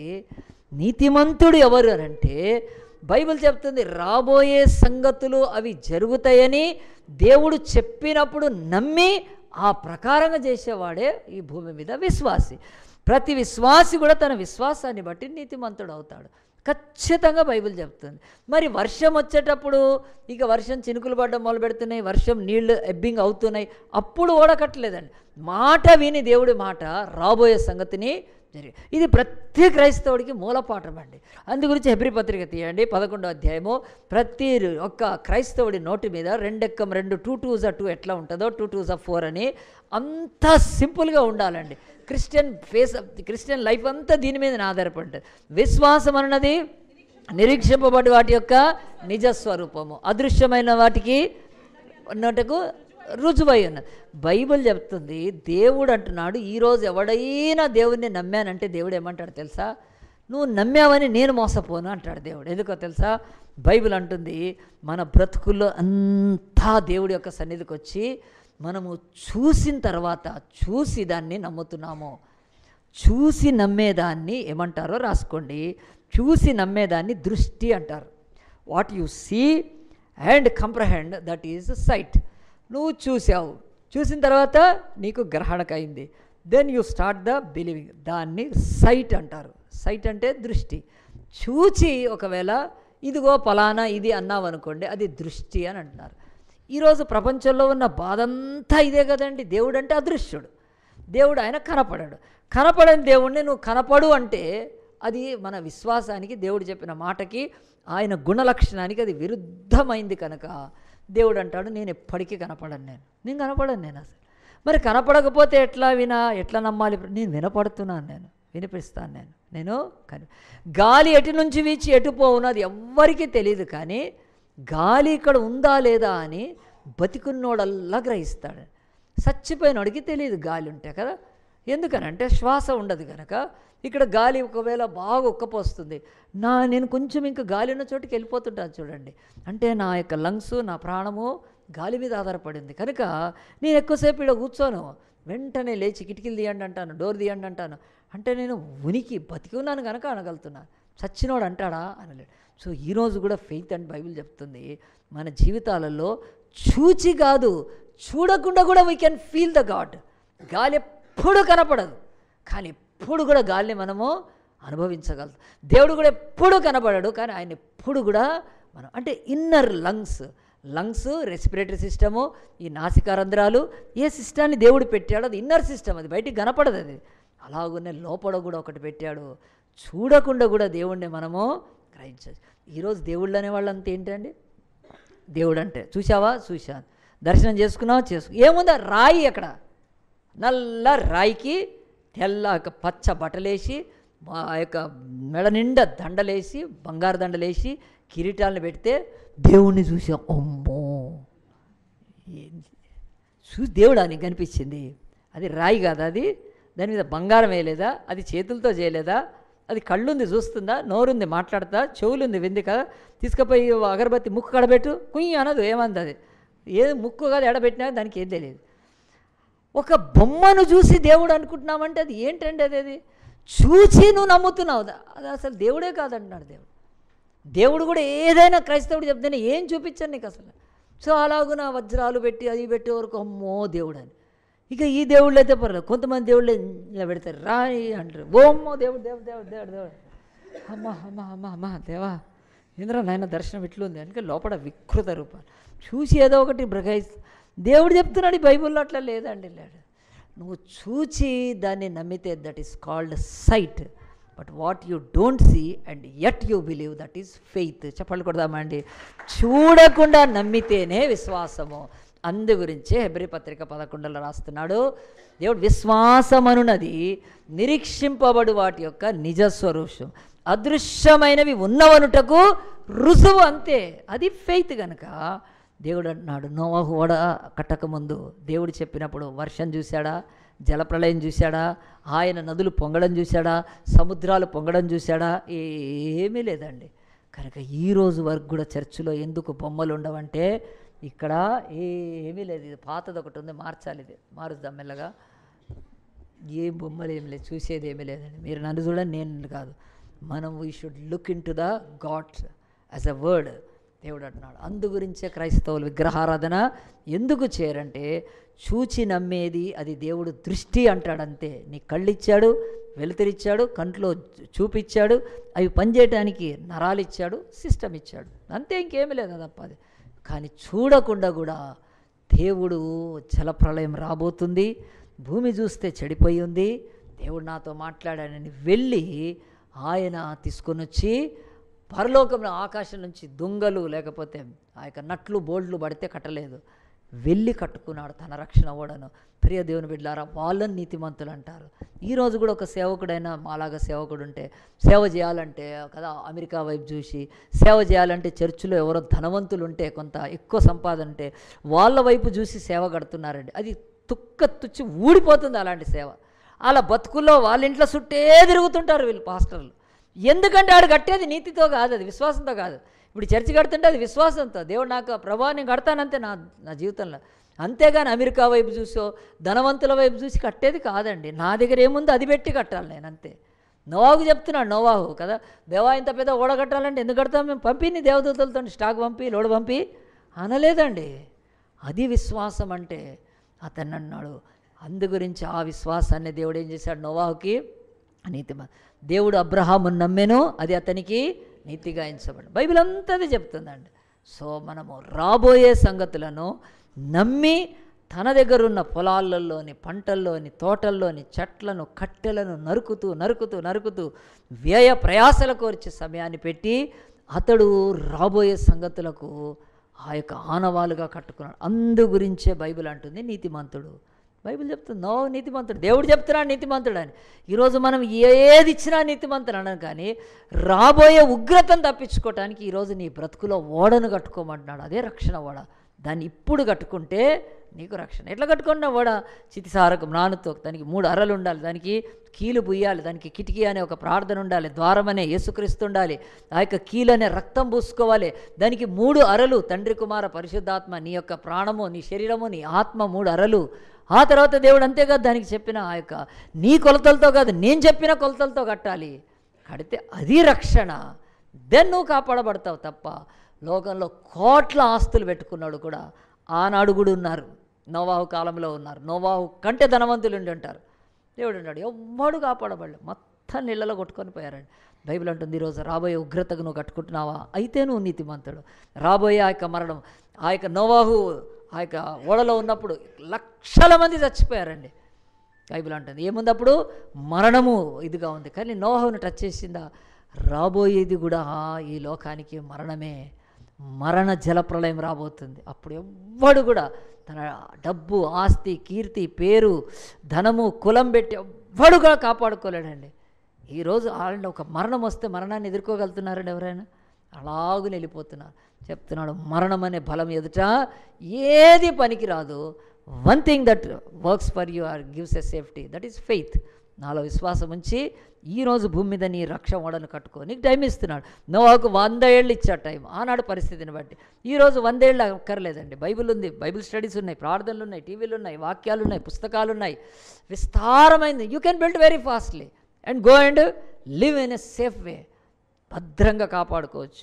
సో బైబిల్లో నేను చెప్పాను పిలుపు గొప్పది, రెండోది సాక్ష్యము గొప్పది. ఆ సాక్ష్యంలో దేవుడు 2 సంగతులు. నిందారహితుడు, 10 పెళ్ళాలను చేసుకోలేదు ఆయన, చేసుకోగలిగిన వాడు, ఎవడు అడిగేవాడు లేడు ఆనాడు, కానీ చేసుకోలేదు, నిందారహితుడు. రెండోది అదే నీతిమంతుడు, అంటే అతడు రాబోయే సంగతులను ముందుగానే దేవుడు చెప్పింది నమ్మి ఆ ప్రకారం ప్రవర్తించాడు కనుక, కట్టుకున్నాడు కనుక ఓడను, అది నీతిమంతుడు కనుక. ఈ రోజు వరకు కూడా నీకు కావాల్సినవన్నీ దేవుడు ఇస్తాడని నువ్వు నమ్మకంతో నీవు పెట్టి కడితే నువ్వు నీతిమంతుడు.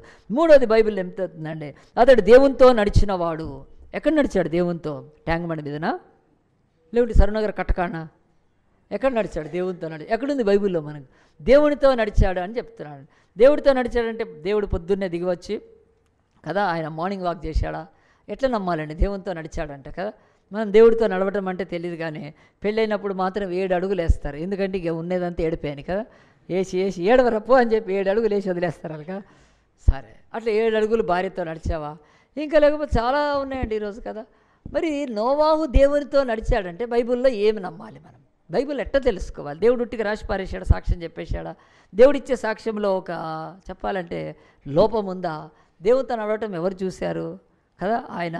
మరి దేవుడు చెప్పాడు, ఎట్లా నమ్మాలి? బైబిల్లో ఉన్నాయండి, అన్నీ కూడా మార్మికమైనవే ఉంటాయి, అవన్నీ అక్కడే ఉంటాయి. మనం చూడంగా ఒక్క ప్రశ్న వేసుకుంటే తెలిసిపోద్ది. అదేమిటంటే నోవాహు ఓడలోకి వెళ్ళినప్పుడు ఆయన యొక్క 3 కొడుకులు 6 కోడళ్ళు వెళ్ళారా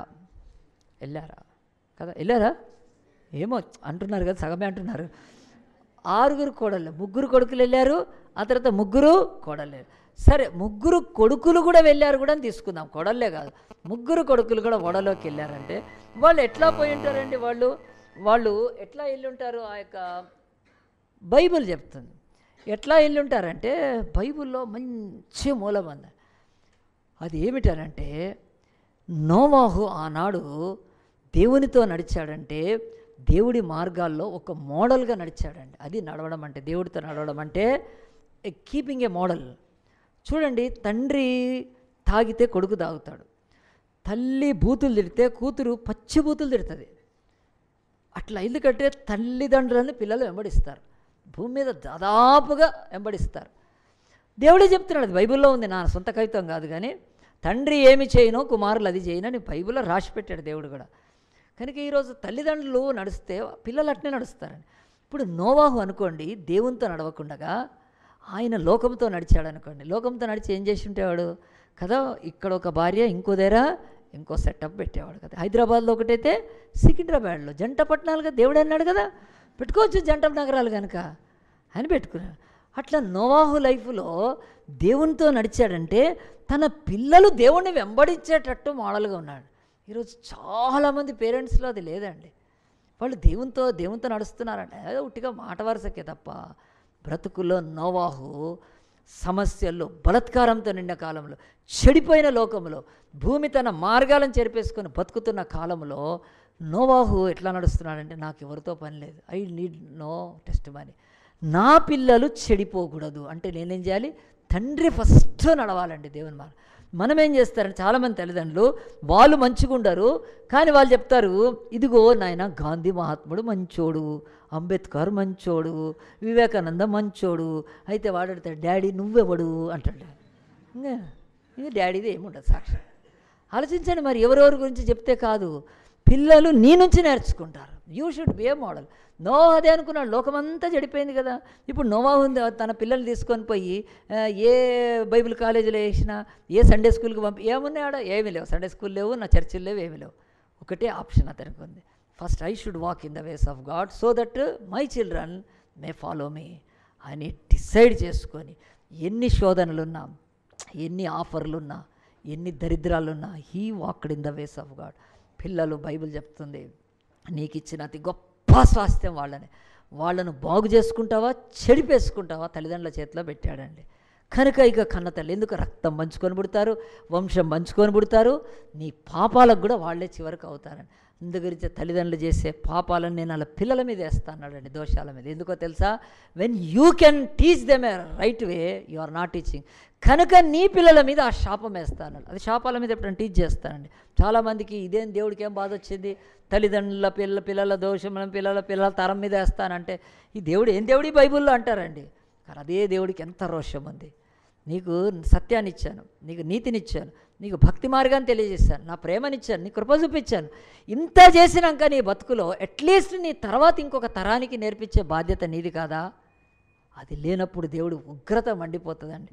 నోవాహు తనకు తెలుసు, ఈ బలత్కార లోకంలో నా పిల్లలు ఎటైనా చెడిపోతే వాళ్ళు ఎవ్వరు కూడా బాగలేరంటే, అప్పుడు నోవాహు చెప్పింటాడు, నాన్న నేనున్నాను కదా, నన్ను పోలి నడుచుకోండి కదా, నేనున్నాను మీకు మోడల్ అని. చక్కగా దేవుని మార్గంలో నడవాలండి. ఈరోజు చాలామంది తల్లిదండ్రులు అట్లా లేకుండా ఉన్నారండి. ఒకసారి ఒక పిల్లోడికి టీచర్ ఏం చేసిందంటే, చాలా రాసి పంపించింది, అంటే పేరెంట్స్ని కలవమని.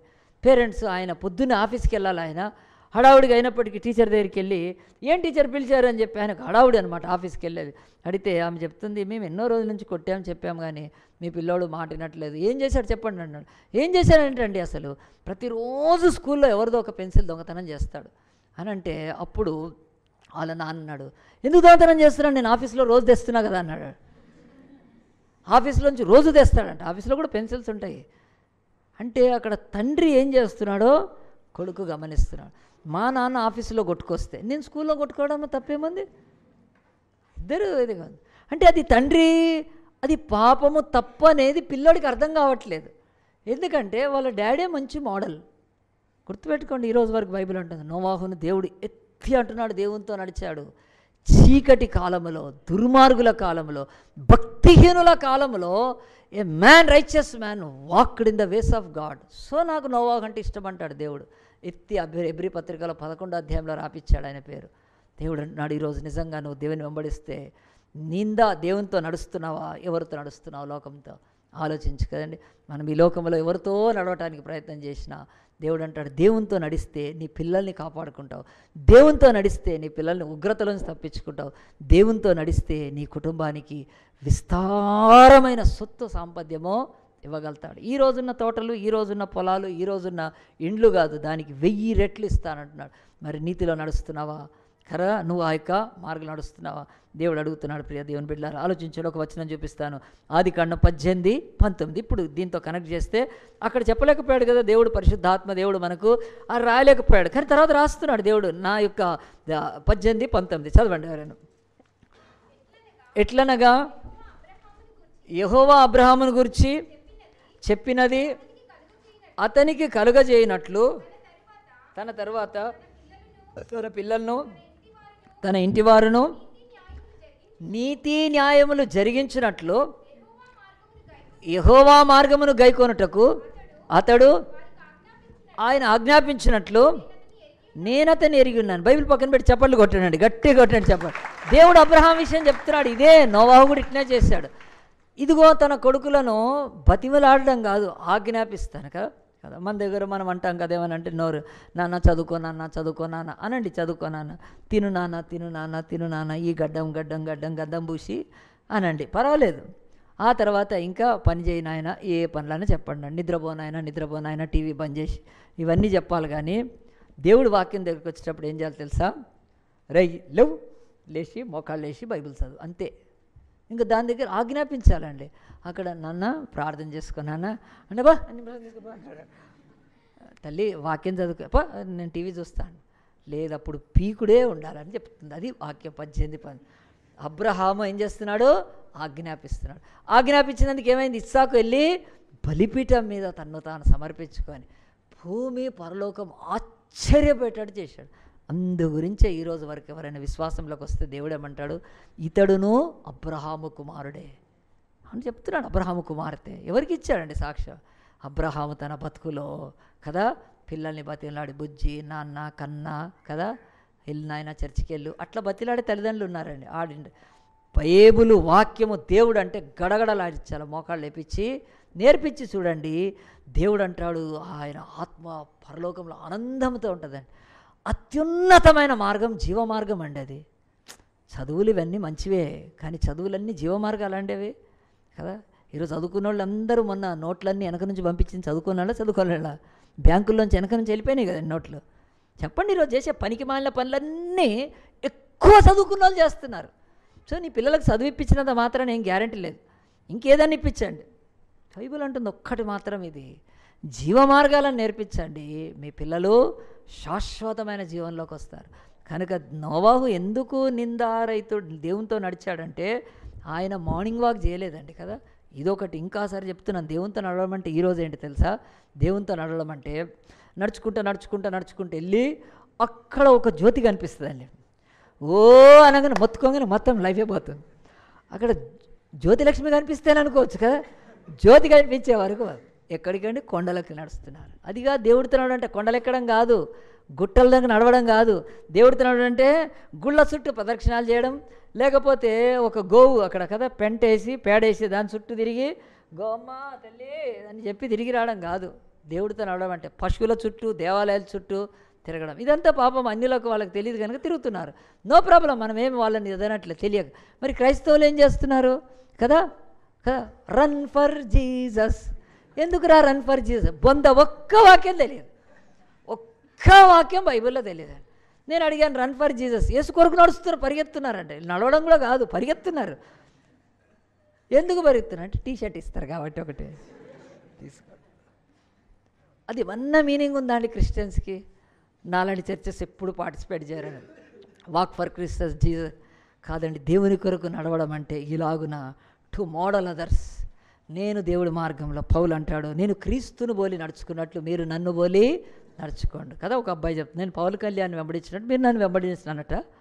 ఆలోచించండి, ఈరోజు సినిమా యాక్టర్లతో పాటు ఎంతోమందిని వెంబడిస్తుంటే ఆ దేవాతి దేవుడు చూస్తున్నాడండి. ఎవరైనా క్రీస్తుని బోలి నడుచుకుంటారా? నడుచుకుంటే అది దేవునితో నడవడం అండి. చెప్తున్నాను, ఇదే చర్చిలో తమ్ముడు రాజు వాళ్ళ తమ్ముడు ఆనంద్ చెప్పాడండి సాక్ష్యం. నా జీవితంలో ఒక మంచి సాక్ష్యం విన్నాను. అన్న క్రీస్తుని బోలి నడుచుకుంటున్నాడు. ప్రతి సంవత్సరం కూడా మరి అనేక చోట్ల ఫిలిం షోకి ఇచ్చేస్తాడు. మరి మా దగ్గర అయితే కదా రాత్రి డోలకులు పట్టుకొని హ్యాపీ క్రిస్మస్ అని తిరుగుతూ ఉంటాం, ఇళ్ళల్లోకి రాత్రులు అడుక్కు తింటూ ఉంటాం. కానీ ఇక్కడికి వచ్చినాక తెలిసింది అన్న క్రీస్తుని వెంబడిస్తున్నాడని చెప్పాడండి సాక్ష్యం. అది రికార్డ్ చేశారో లేదో. నేను కూడా అన్నను పోలి నడుచుకోవాలని డబ్బు పెట్టి, తన సొంత డబ్బు పెట్టి ప్రొజెక్టర్ కొనుక్కొని మన 14 ప్లేసెస్లో ఫిల్మ్ వేసాడు. చెప్పలు కొడదామా? ఆనంద్ ఫస్ట్ సర్వీస్కి వచ్చేది. క్రీస్తుని పోలి నడుచుకోవడం అంటే బైబిల్ అంటుంది గుళ్ళ చుట్టూ దేవాలయాల చుట్టూ యెరూషలేములో తిరగడం కాదు, యేసు ప్రభు మార్గం నడాలి. యేసు వెళ్ళి అనేకులకు స్వార్థ ప్రకటించి తన ప్రాణాన్ని ధారపోసాడు. క్రీస్తుని పోలి నడుచుకోవడం అంటే మనం కూడా అలాంటి పని స్వార్థే కానీ ఇంకేదైనా అలాంటివి చేయొచ్చు తప్ప. బైబిల్ అంటుంది నోవాహు ఎట్లా నడిచాడంటే దేవునితో నడిచాడంటే వాళ్ళ కుమారులు కూడా ఓడలోకి వచ్చారండి కదా. వాళ్ళ కుమారులు ఓడలోకి వచ్చిన తర్వాత ఆ కుమారులకు దొరికిన కోడళ్ళు ఎట్లున్నారండి కదా. అంటే వాళ్ళు ఎంత మంచి కోడళ్ళు అండి. వాళ్ళు కూడా అని ఉండే ఏంది మీ నాయన మా మామగా ఊరికనేది కడుతున్నాడు అంతేనా, ఇంకా పోయి మేము రాము చెప్పని చెప్పి వాళ్ళు పోయి కూర్చుంటే ఎట్లుండేదండి. కానీ వాళ్ళు నోవాహు నడుస్తుంటే ఆ కుమారులు చూసి అంత మంచి వాళ్ళు కనుక ఆ కోడళ్ళు ఎవరైతే వాళ్ళు కూడా ఓడలోకి వెళ్ళారు. అంటే మనం మోడలింగ్ చేయటం దాన్ని బట్టి ఇంకా ఇంకా కొత్త వాళ్ళు కూడా ప్రభువులోకి వస్తారండి. కానీ మనమే మార్గంలో నడవకపోతే అది దేవుడు నష్టం అయిపోతుంది. కనుక బైబిల్ చెప్తుంది 3 కుమారులను వాళ్ళు చేసుకున్న కోడలను కూడా ప్రభువు కృపలో నడిపించాడు. కనుక దేవుని యొక్క వాక్యం చెప్తుంది మనందరి జీవితాల్లో దేవునితో నడవడం అంటే బైబిల్ అంటుంది ఈరోజు అతి గొప్పది నువ్వు క్రీస్తు మార్గాలలో నడవటమే. నేను ఇప్పుడు 2 చెప్పానండి, చాలా అయిపోయింది, ఇంకా వాక్యం అయిపోయింది. ఈ లోకంలో ఏది గొప్ప అంటే పిలుపు గొప్ప, గాడ్స్ కాల్ ఈజ్ గ్రేట్. ఈ లోకంలో ఏది గొప్ప అంటే ముఖ్యంగా దేవుని వెళ్ళ సాక్ష్యము గొప్ప. 3వది ఒక్క ముక్కలో చెప్తాను, దీంతో మాత్రం అయిపోదు. ఇంకా ముందుకెళ్తే ఇదే ఆ యొక్క ఆదికాండము 6వ అధ్యాయంలో ఆఖరి 2 వచనాలు 21, 22. మరియు తినుటకు నానా విధమైన ఆహార పదార్థాలను కూర్చుకొని నీ దగ్గర ఉంచుకొనుము, అవి నీకును వారికి ఆహారం అగునని చెప్పి నోవాహు అట్లు చేసెను. దేవుడు అతనికి ఆజ్ఞాపించిన ప్రకారము యావత్తూ చేసెను. బైబిల్ అంటుంది. 3వది ఏంటో తెలుసా అండి? దేవుడు ఏమైతే చెప్పాడో ఆ యొక్క పనిని యావత్తూ చేశాడండి. దేవుని వాక్యం ఎట్లే, దేవుడు ఏమి చెప్పానో అది కొంచెము చేశాను, దేవుడు ఏమి చెప్పానో నోవాహు సగము చేశాను, దేవుడు ఏమి చెప్పానో నోవాహు దాదాపుగా చేశాను అని లేదు. బైబిల్ ఏమన్నది? యావత్తూ చేశాను. అంటే బైబిల్ అంటుంది దేవుని 3వది ఆ యొక్క పని, దేవుడు ఇచ్చిన పనిని ముగించటము అది గొప్ప అని బైబిల్ చెప్తుందండి. వన్ సింపుల్ వర్డ్లో అంటే మన పిలుపు గొప్ప, మంచిదే. పిలుపు కంటే సాక్ష్యం గొప్ప, సాక్ష్యం కంటే మన పనిని చేయటం గొప్ప. దేవుడిచ్చిన పనిని మనం ముగించటం గొప్ప. ఈ మాట ఎందుకు తీసుకోవాలండి? ఎందుకంటే ఈరోజు కూడా చాలామంది పిలుపు ఉన్నోళ్ళు ఉన్నారు, మంచి సాక్ష్యం పొందున్నారు, కానీ పని మాత్రం చేయరండి. దేవుడు చెప్పిన పని చేయరు, వాళ్ళు చేయరాళ్ళు పని లైఫ్లో అస్సలు చేయరు. కొంచెం అంచెం చేసేసి ఏం చేస్తారంటే నా వల్ల కాదని చెప్పి ఆ పని ఆపేస్తారు. కనుక దేవుడు అంటాడు ఈరోజు నీ లైఫ్లో ఇంకా గొప్పది ఏంటి? దేవుడు నీకు ఏ పని ఇచ్చాడో దాన్ని పూర్తి చేయాలండి. ఆ పని ఏదైనా సరే నీ లోపము లేకుండా, నీ శక్తి, నీ సామర్థ్యము లోపం లేకుండా చేసి దాన్ని ముగిస్తే అది గొప్ప. నోహు గురించి ఇంత మాట్లాడుకున్నాం మనం. దేవుడు చెప్పిన ఓడ కట్టకపోతే ఏమయ్యేదండి? జలప్రళయం వచ్చేదా? ఆనాడు తరం నశించేదా? ఆ తర్వాత భూమి మీద బలత్కారం తీసివేయబడేదా కదా? ఇప్పుడు ఎవరైనా బాగా పాపం ఎక్కువైపోయినప్పుడు మరి దేవుడు న్యాయాధిపతి కనుక ఆయన తీసివేయకపోతే నీతిమంతులు ఎట్లా బతుకుతారండి? ఇప్పుడు ఆ యొక్క వనస్థలిపురంలో ఎవరికి పోయినా చైన్ లాగుతారు కదా. అంటే మరి అక్కడ పోలీసు వాళ్ళు ఏం చేయాలండి? ఆ చైన్ స్నాచర్స్ని పూర్తిగా నిషేధించాలి. అప్పుడు ప్రభుత్వం కానీ, అప్పుడు ఆ యొక్క పోలీసుకి కానీ ఏదన్నా ట్రై చేస్తూ ఉన్నారు. అట్లే భూమి మీద బలత్కారం అంతా నిండిపోయినప్పుడు దేవుడు వాళ్ళందరినీ తీసివేయాలంటే, నోవాహును కాపాడాలంటే ఉన్న ఆప్షన్ ఒకటే, ఓడ కట్టాలి. ఓడ నోవాహు కట్టట్లేదు అనుకోండి, ఏమైపోయేదండి? భూమి మీద జరగడం. అంటే బైబిల్ అంటుంది దేవుడు మనకు చాలాసార్లు పనులు ఇచ్చాడు, ఆ పనులు చేయటము మనం వదిలిపెడుతున్నాం, మధ్యలో వదిలిపెడుతున్నాం. కనుక మచ్చుకు చెప్తాను కనుక చాలాసార్లు మన యొక్క ఆంధ్రులకు ఉందంటే, ఆంధ్రులు ఆరంభశూరులు. హల్లెలూయా. అంటే తెలుగు వాళ్ళు ఏదైనా అట్టహాసంగా ప్రవర్తిస్తారండి, తర్వాత అట్టర్ ఫ్లాప్ అయిపోతారు. బిగినింగ్లో ఏం జోష్ ఉంటుందంటే ఓ యా మొత్తం అన్నీ కట్టేస్తారు, తర్వాత తుస్సు. ఆలోచించండి, ఇది న్యాచురల్గా మనిషికి ఉన్న ఒక టెండెన్సీ. ప్రతిదీ ఎట్లా ప్రారంభిస్తారంటే ఇక అబ్బా అనుకోవాలి ఏమైపోద్దో అని చెప్పి, తర్వాత 4 రోజులకు ఏమీ ఉండదు. దానికి ఎగ్జాంపుల్ చెప్పమంటారా? జనవరి రాగానే మొదలు పెడతారండి, ఈ సంవత్సరం నేను బైబిల్ చదివేస్తా అని చదివేస్తుంటారండి. అందరూ అనుకుంటారు అబ్బా అని కదా. ఫిబ్రవరి తర్వాత బైబిల్ దొరకదు, ఎక్కడుందో ఎడబెట్టినా బైబిల్ ఎడబెట్టినా పోయిందా జనవరితో. అంటే ఫస్ట్ స్టార్టింగ్ చాలా బాగుంటుందండి కదా, చాలా మంచిగా ఉంటుంది. కనుక మొత్తం కొత్తగా చూడండి, తర్వాత కొత్తగా కుటుంబం ప్రారంభించగానే కోడలు మొత్తం తుడిచేస్తూ ఉంటుంది, అత్త ఉంటుంది పోనీలే లేత ఇది కూడా చేస్తా. అది 2 రోజులైనాక కోడల్ని పిలిస్తే అత్త నువ్వేరా అంటది, నువ్వే చేసుకో. ఆరంభంలో చాలా శిరత్వం అండి, చాలా అన్నిట్లో కూడా.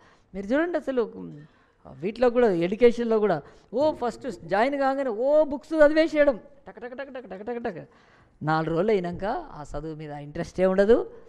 బైబిల్ ప్రకారం ఈ లోకంలో మనిషి, మరి ముఖ్యంగా మన తెలుగు వాళ్ళకి ఎందుకు చెప్పారు ఆంధ్రులు ఆరంభశూరులు అని, అన్నీ మొదలు పెడతారు.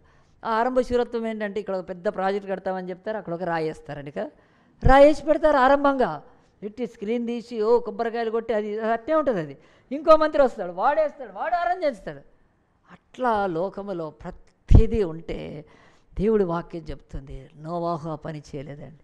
ఏదో మచ్చుకు ఓడగట్టాలి కదా అని చెప్పి పెట్టి, దేవా అయితే లేదు ఇక నా వల్ల అయితే లేదు, చూసుకో నువ్వేమని చూసుకో అని పంపించింది, దేవదూతల్ని కట్టించుకో, నేను మాత్రం అనలేదండి. తన ప్రయాస కష్టంతో దాన్ని పూర్తి చేశాడంటే ఈరోజు మనిషి పొందే గొప్ప సాక్ష్యం ఏంటంటే, what he has begun then if you can complete, that is the greatest testimony. మన బ్రతుకుల్లో ఎన్నో ప్రారంభించాం, క్రీస్తుల విశ్వాసాన్ని ప్రారంభిస్తున్నాం, మధ్యలో వదిలిపెడుతున్నాం. కుటుంబం కట్టుకోవడానికి పోతున్నారు, కొన్ని రోజుల తర్వాత భార్యాభర్తలు చదవడం మొదలు పెడుతున్నారు, మధ్యలో చదువు వదిలిపెట్టేస్తున్నారు. ఇక ఎన్నోనండి, ఎన్నో ఎన్నో ఎన్నో ఎన్నో ఎన్నో ఎన్నో ఎన్ని చెప్పుకోవాలంటే లైఫ్లో దేవుడికి అదొక తీరని దుఃఖం, మానవుల బ్రతుకుల్లో కంప్లీట్ చేయరు. అందు గురించి ఒక భక్తుడు అంటాడు, కట్టని ఒక స్థలం, ఇక్కడ ఇల్లు ఏం కట్టలేదు, ఓపెన్గా ఉంది ల్యాండ్, ఏమీ లేదండి. అవునండి ల్యాండ్ ఉంది అనుకుంటారు. ఇంకొక ఇల్లు ఉంది పూర్తి కట్టేసేసారు, ఇనాగ్రేషన్ అయిపోయింది, గృహప్రవేశం జరిగిపోయింది, దాంట్లో ఉంటున్నారు. ఈ 2 కూడా మంచిదేనండి. The completed house or the house that never started, both are good. మంచివి అవి రెండు. ఇంకోటి ఉంది, సగము లేపి కదా ఇల్లు లేపి వదిలేస్తే అది ఎంత అవమానం అండి. దారిన పోయేటోడు చూస్తాడు, ఇదేంటంటే కట్టిన శాతగాలేగా, మరి చూడు ఎట్లా చేశారు చూడు, సిగ్గు ఉండాలి కదా పెద్ద. అది అంటే అది కనిపిస్తుంది కనుక సగం కట్టి, గుమ్మాలు ఉన్నాయి కానీ ఇల్లు కంప్లీట్ కాలేదు. దేవుడు అంటాడు ఈరోజు ఆత్మీయ బ్రతుకులు అంతా అపహాస్య పాలు అవుతున్నాయి. Many people they have started their Christian life very well, చాలా గుడ్ బిగినింగ్, కానీ మధ్యలోకి రాగానే ఏమంటారంటే విషాదకరమైన అపనిందలు, అపహాస్య పాలవుతున్నాయి బ్రతుకులు. దేవుడు అంటున్నాడు మన బ్రతుకులు అట్లా కాకూడదని. నీ లైఫ్లో ఏది గొప్ప అంటే నువ్వు ఏది స్టార్ట్ చేసావో అది కంప్లీట్ చేయి, అది నీకు గొప్ప. చిన్న పని చెయ్యి నువ్వు, అది నువ్వు కంప్లీట్ చేస్తేనే గొప్ప. పెద్ద పని చేసి కదా, ఇప్పుడు ఆలోచించండి, మన ముందున్న మెట్రో ఉంది కదా, అది ఇప్పుడు వదిలేశారనుకోండి ఏం చేస్తాను కదా, ఇకేముంది పిల్లలకు దాని మీద సైకిల్ నేర్పించేసి తీసుకెళ్ళి కదా. ఆ మెట్రో ఇన్ని కోట్లు ఖర్చు పెట్టినా అది ఫినిష్ చేస్తేనే వాడుకోగలుగుతామండి మెట్రో ట్రైన్ కదా. అలాగున్న దేవుడు మన బ్రతుకులు అంటున్నాడు, నోవాహు లాంటి వాడు కాదు. ప్రయాస కష్టం అంతా పెద్ద ఓడను యావత్తూ చేశాడు. నీ లైఫ్లో ఈరోజు గొప్ప సాక్ష్యం. మరి ఇప్పుడు ఎక్కడి దాకా వచ్చో తెలియదు. బైబిల్ అన్న ఒక్కసారి చదివావా? నీ లైఫ్లో కంప్లీట్ చేసుకోవడానికి దేవుడు ఎక్విప్ చేస్తాడు ఈ చర్చిల్లో కదండి. చెప్తూనే ఉంటాం రండి రండి రండి అని. ఎక్కడ వస్తున్నారండి ఈ చర్చిలో కదా. ప్రేయర్ సెమినార్ అని పెట్టాం, ఆ తర్వాత న్యూ బిలీవర్స్ డే అని పెడతాం, ఇంకా ఎన్నో ప్రోగ్రామ్స్ చేస్తాం. కానీ నేర్చుకోవటానికి దాన్ని కంప్లీట్ చేసుకోవడానికి ఉన్న రిసోర్స్ని వాడుకోకపోతే నీ లైఫ్లో ఎప్పుడూ కంప్లీట్ కాదండి. ఎప్పుడు ఆ వరకు అలాగనే ఉండిపోతుంది. కనుక ఇవన్నీ వదిలిపెట్టి యేసు ప్రభువుని ఆలోచించండి. యేసు ప్రభు ఆయన చేసిన పని ఎలా అండి? యేసు ప్రభు సిలువలో ఏమన్నాడండి? సమాప్తమో ఆయన అన్నాడు. ఎందుకన్నాడండి? ఆయన పూర్తి చేశాడు కనుక. చూడండి ఆ యొక్క యోహాను సువార్త 17వ అధ్యాయం ఒక మాట చూసి మనం ఈరోజు మెసేజ్ ముగిచ్చేద్దాము. దేవుని యొక్క వాక్యం 5 నిమిషాల్లో మన మెసేజ్ ఎండింగ్ వచ్చేసావు. మూడవది, నీ బ్రతుకులో ఏది గొప్ప అంటే నువ్వు చేపట్టిన ప్రతి పనిని కంప్లీట్ చేస్తేనే గొప్ప. నువ్వు చేపట్టిన ప్రతి పనిని చదువు. చేయుటకు నీవు నాకు ఇచ్చిన పని నేను సంపూర్ణంగా నెరవేర్చి భూమి మీద నిన్ను మహిమపరిచితిని. చాలండి, దేవుని వాక్యం చెప్తుంది. యోహాను సువార్త 17వ అధ్యాయము 3వ వచనం కదా. దేవుని యొక్క వాక్యము ఒక్కసారి 4వ వచనం చూడండి. దేవుడి వాక్యం చెప్తుంది, 4th verse 17:4. చేయుటకు తండ్రి నీవు నాకు ఇచ్చిన పనిని నేను సంపూర్ణంగా నెరవేర్చి భూమి మీద నేను మహిమపరిచాను. ఈ రోజు వరకు కూడా దేవుడు అంటున్నాడు, కార్య ఆరంభము కంటే కార్యాంతము మేలు. ప్రసంగిలో ఉంది కదండి, ప్రసంగి రోజు చదవాలి. ప్రసంగి అనే గ్రంథములో అతి గొప్ప జ్ఞానం ఉంది అక్కడ. కనుక కార్య ఆరంభము కంటే కార్య అంతము మేలు అంటున్నాడు. కనుక మనకేమో కార్యం ఆరంభించడంలో ఉన్న ఉత్సాహం కానీ ఆనందం కానీ ఇనాగ్రేషన్లు, ఆ యొక్క ఆనందము అది దేవుడికి అస్సలు లేదండి. అంటాడు నువ్వు దాన్ని పూర్తి చేస్తేనే ఇంతవరకు పడ్డ ప్రయాసకు వ్యర్థమవుతుంది. ఎంతమంది అండి ఈరోజు మొదలుపెట్టి ప్రార్థన నేర్చుకుంటున్నారు క్రైస్తవ? ఎన్ని సంవత్సరాలైనా ప్రార్థన రాదు, ఎన్ని సంవత్సరాలు వాక్యంలో మినిమం రావు. ఇంకా అక్కడి నుంచి మన విశ్వాసంలో కట్టుకోవాల్సినవి ఎన్నో ఉంటే ఏదో నడిపించేటట్టుగా అలాగునుంటే అది సాతానికి చిక్కి ఆ యొక్క నాశనం. మీరు ఆలోచించండి, సంపూర్ణంగా గట్టని ఓడ తుఫాను తట్టుకుంటుందా? సంపూర్ణంగా గట్టని ఓడ జలప్రలయాన్ని తట్టుకుంటుందా? సంపూర్ణంగా కట్టబడని ఓడ అది ఆనాడు ఆ పెను వాతావరణాన్ని తట్టుకుంటుందా? దేవుడు చెప్తున్నాడు, బిడ్డ నువ్వు కట్టుకొని ఉంటే నీకు మరణం నీ దగ్గరికి రాదని చెప్తున్నాడు. కనుక ప్రియ దేవుని బిడ్డలారా, 3 సంగతులు చెప్పాను ఈరోజు. ఏది గొప్ప? ఆనాడు మనుషులకు ఏది గొప్పో అది నోవాహు గొప్ప కాదు. ఫస్ట్ అతని జీవితంలో పిలుపు గొప్పది, మనం ఎంచుకోండి. రెండవది అతని జీవితంలో దేవుడి చేత పొందిన సాక్ష్యం గొప్పది. అతని జీవితంలో మూడవది గొప్ప ఏంటంటే అతడు ఇచ్చిన పనిని పూర్తి చేశాడు కనుక అది గొప్ప అనుభవం. అయితే ఈ 3 గొప్పలలో బైబిల్ ఇంకోటి ఉందండి, దానికి ప్యారలల్. అదేంటో మన యొక్క 10th anniversary అవసరం కనుక దాని రిలేటెడ్ నేను చెప్తున్నానండి. మీరు 6-7 అధ్యాయాలు తీసుకొని పెట్టుకోండి. తర్వాత నోవాహుకి దేవుడు పిలిచి నోవాహు 7 దినాలలో భూమి మీద వర్షం రాబోతుంది. 40 పగళ్ళు 40 రాత్రులు వర్షం కురిపి, ఆకాశపు తూములు ఇప్పుతాను, అగాధ ఊటలు ఇప్పుతాను, ఇక వర్షం పడుతుందని వెళ్ళిపోయాడు. 7 రోజుల తర్వాత డోర్ వేసేసాడు దేవుడు. ఆ తర్వాత లోపడున్నాడండి. ఇక వర్షం ప్రారంభమైంది.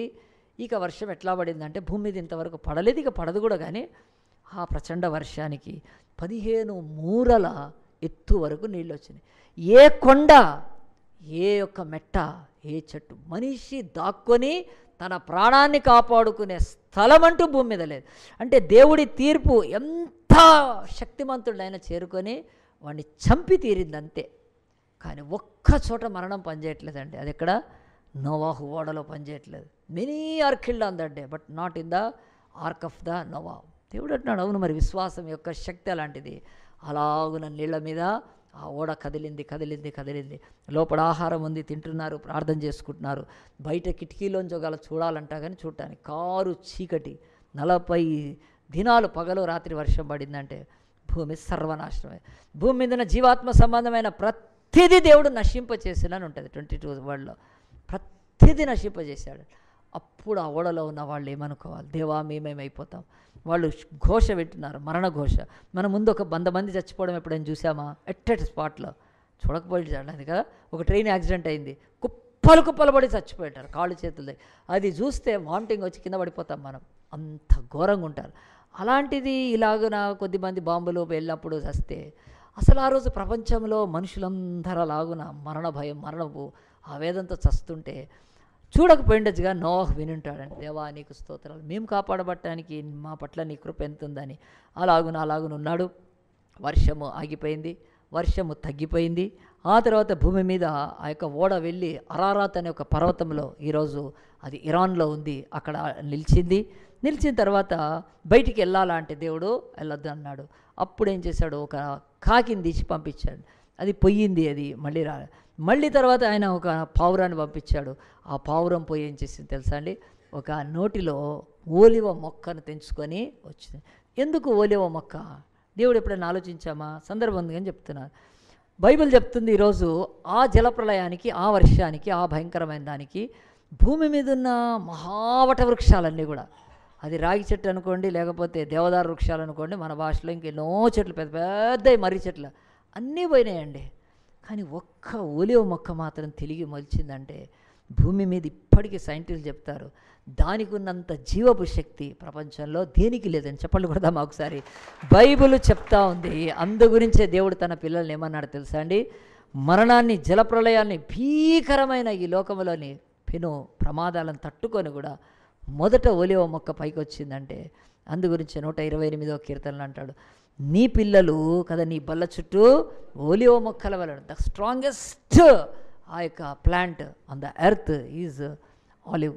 అంటే బైబిల్ చెప్తుంది, నోవాహు నీవు కూడా ఈ జలప్రళయాన్ని నీ కుటుంబం తట్టుకుంది, నువ్వు నిలబడ్డావు, నీతిమంతులు అలాగున చిగురిస్తారు ఓలివ మొక్క వలె అని చెప్పి దేవుడు ఆ యొక్క నోవాహు తెచ్చిన ఆ యొక్క పావురాన్ని తీసుకొని తర్వాత కొన్ని రోజులకు బయట మోర్ దెన్ 1 year అండి. 1 year తర్వాత బయటికి ఇప్పుడు చూశాడు. మరి ఏం చేయాలి నోవాహు? మన మెసేజ్ అయిపోయిందండి, ఇక్కడే ఉంది. ఏం చేయాలి నోవాహు? ఇప్పుడు వాతావరణం చూస్తే చల్లగా అయిపోయింది, వాతావరణం చూస్తే డౌన్ అయిపోయింది, భూమి తడిసిపోయింది, ముద్దయిపోయింది, నానిపోయింది. దాంట్లో కాలు పెడితే జారిపోతారు, ఎందుకంటే అంత నానిపోయింది కనుక. ఇలాంటి దాంట్లో దేవుడు భూమిని డ్రై చేస్తూ వచ్చాడు. అయినా వాటికి బయటికి వెళ్తే ఆ వాతావరణానికి తట్టుకోలేరు కనుక నోవాహు ఓడలో నుంచి బయటికి రమ్మన్నాడు దేవుడు. బయటకు వచ్చేటప్పుడు, ప్రభువా నేను బయటికి రాను, నేను లోపడే ఉంటాను, ఎందుకనంటే బయట వస్తే సస్తాం మేమందరం అని చెప్పి, మేము ఉంటామని చెప్పి పశువులన్నిటి పంపించేసి ఆయన బయటికి వెళ్ళి ఆయన ఏం చేయాలి? ఆయన ముందు 2 ఆప్షన్స్ ఉన్నాయి ఈరోజు. ఒక ఆప్షన్ ఏంటంటే బయటకు వచ్చి తన పిల్లల్ని కాపాడుకోవటానికి ఇల్లు కట్టుకోవాలి. ఒక ఇల్లు కడుతూ ఎక్కడెక్కడ ఉన్నాయి తీసుకొని, కట్టెలుట్టెలు తీసుకొని ఆ తర్వాత టక్కుమని ఇల్లు కట్టేసుకొని దాంట్లోకి వెళ్ళి ఉంటే అప్పుడు వాళ్ళు కాపాడబడతారు. సరే మంచిదే, మరి ఆ పని చేయొచ్చు. కానీ ఆ పని చేయలేదండి, ఆయన చేయలేదు. ఇప్పుడు భూమి అంతా ఆయనదే, అయినా మటుకు అది నివాసయోగ్యంగా సరిగ్గా లేనప్పుడు ఏం చేయాలంటే ఆ యొక్క ఇల్లు కట్టంటే ఓడలో ఉండడం బెటర్ అని ఇలాంటివన్నీ ఏం డిసైడ్ చేసుకోలేదు. సో అతని జీవితంలో ఒక ఆప్షన్ ఉంది. అంటే షెల్టర్ ఫస్టా, ఆల్టర్ ఫస్టా? అతని జీవితంలో ఉంది. ఫస్ట్ షెల్టర్ కట్టుకోవాలా, ఆల్టర్ కట్టుకోవాలి? ఆల్టర్ ఎందుకు కట్టాలి అని అంటే అతని జీవితంలో ఒక ప్రేరణ కలుగుతుందండి. ఏం ప్రేరణ కలుగుతుందంటే, దేవుడు నన్ను ఇన్ని సంవత్సరాలు కాపాడాడు కదా, నన్ను ఇంత దేవుడు దీవించాడు కదా, ఇంతమంది భూమి మీద మనుషులందరూ చచ్చిపోయినాక ఈ భూమినంతా నాకు నా కుమారులకు సొత్తుగా స్వాస్థ్యముగా ఇచ్చేశాడు కనుక ఆ దేవుడికి నన్ను కాపాడినందుకు నేను ఏం చేయాలని ఫస్ట్ ఇల్లు కట్టడం కాదు, not shelter but I will build altar అని ఆదికాండం 6వ అధ్యాయంలో చూడండి. ఆయన ఓడలోంచి బయటికి రాగానే చేసిన పని బైబిల్ చెప్తుంది. మంచి మాట చదివి ప్రార్థన చేసుకుందాము. దేవుని యొక్క వాక్యంలో 8వ అధ్యాయంలో దేవుని యొక్క వాక్యం, కాబట్టి నోవాహును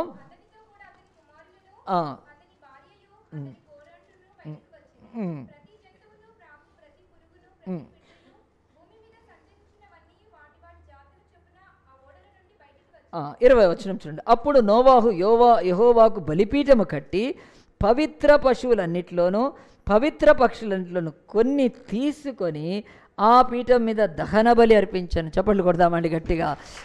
ఆయన ఏమి చేశాడంటే తన బ్రతుకులో ఉన్న మూడిటి కంటే గొప్పది చేశాడు. దేవుడి పిలుపు గొప్పదే, మంచిదే. దానికంటే సాక్ష్యం గొప్పదే. సాక్ష్యం కంటే పని ముగించడం గొప్పదే. ఆ పని ముగించిన పని కంటే ఇంకోటి గొప్పది. నీ యొక్క బ్రతుకులో కృతజ్ఞత కలిగి ఉండటం గొప్పది. To give thanks is more than all these things. కృతజ్ఞత కలిగి, దేవా నన్ను నా బిడ్డల్ని ఈ భయంకరమైన జలప్రళయంలో మరణ మృదంగము మోగుతున్నప్పుడు కూడా మమ్మల్ని కాపాడావు దేవా అని చెప్పి ఫస్ట్ ఆ యొక్క బలిపీఠం మీద పక్షులను అర్పించి కట్టాడండి. మరి దేవుడు అది చూసి ఏం చేశాడు? చాలా సంతోషించాడండి. చాలా సంతోషించి వాగ్దానం చేశాడు. ఆయన చేసిన 3 పనులకు లేదు, కానీ ఈ పనికి మాత్రం దేవుడు అన్నాడు, నోవాహు నువ్వు మంచిగా నాకు ఈ యొక్క బలిచ్చావు గనుక ఇక భూమి మీద ఎన్నడూ ఇలాంటి వర్షము పడదని చెప్పాడు. మరి ఈరోజు నోవాహుకి ఆ వాగ్దానం ఇవ్వటానికి అంతకుముందు నోవాహు ఓడలోంచి బయటికి వచ్చేటప్పుడు నోవాహుకి చెప్పాడు, నోవాహు నువ్వు ఓడలోంచి బయటికి రావాలి, రాగానే నాకు బలిపీఠం కట్టాలి, బలిపీఠం కట్టి నాకేం చేయాలి? బలి ఇవ్వాలి, లేకపోతే నేను చంపుతా అన్నాడండి. అన్నాడా దేవుడు? అల్లే. చెప్పాడు అసలు నువ్వు వెళ్ళి బలిపీఠం కట్టమని? చెప్పలేదు. అంటే నోవాహుకి ఆ యొక్క దేవుడికి అర్పించే బలి విషయం, అర్పణ విషయం అది స్వేచ్ఛగా ఇవ్వాలండి. అది బలవంతంగా లేదు. ఎందుకు ఈ మాట దగ్గర చెప్తున్నా అంటే 2 చెప్తాను ఈరోజు, గుర్తుపెట్టుకోండి. లైఫ్ అంతా గుర్తుపెట్టుకోవాలి. దేవుడు ఎప్పుడు కూడా ఆఫరింగ్ ఆయన స్వేచ్ఛపూరితంగా మనపూర్వకంగా కోరుకుంటాడు తప్ప కాదు బలవంతంగా. నోవాహును ఓడలో నుంచి వచ్చి బలిపీఠం కట్టలేదనుకో, నేను సీట్ వేస్తా, మళ్ళీ వర్షం పడుతుంది, చూసుకో జాగ్రత్త. నువ్వు రాగానే ఏం చేయాలి? నాకు ఫస్ట్ ఆఫరింగ్ ఇవ్వాలి, నాకు బలి అర్పించి తే మంచిది, లేదా నీ సంగతి చూస్తా, నువ్వు మళ్ళీ ఓడలోకి పరిగెట్టాడు చేస్తా ఈ బలి అని. అట్లా దేవుడు బలవంతంగా. ఈరోజు దిక్కుమాలిన పాస్టర్లు ఎక్కువ మంది ఇదే మాట మాట్లాడుతున్నారు. బలవంతంగా నువ్వు కానుకలు ఇవ్వలేదా అయితే కదా నువ్వు శపింపబడతావు, నువ్వు కానుకలు ఇవ్వలేదా అయితే నీకేమీ కాదు, నువ్వు కానుకలు ఇవ్వలేదా నిన్ను చర్చిలోంచి బీకేస్తావు, నువ్వు కానుకలు ఇవ్వలేదా అయితే. ఎంత దిక్కుమాలిన ఇదండి. అది దేవుడు ఆత్మ ఉన్నవాళ్ళు ఎవరు చెప్పారండి. దేవుడు అంటున్నాడు అది స్వేచ్ఛగా ఇచ్చేదండి కదా. బలవంతంగా మీరు కానుకలు ఇవ్వలేదా అయితే మిమ్మల్ని టార్గెట్ చేసి మీ మీద గుచ్చే మాటలు మాట్లాడి ఇచ్చేస్తాము అని ఈరోజు బలవంతంగా అండి. ఎవరైనా ఈ చర్చ్ వదిలిపెట్టి వేరే చర్చికి వెళ్తే చాలు, నువ్వు అదిగో ఆ చర్చికి వెళ్ళిపోతున్నావు కనుక నాశనం అయిపోతున్నావు.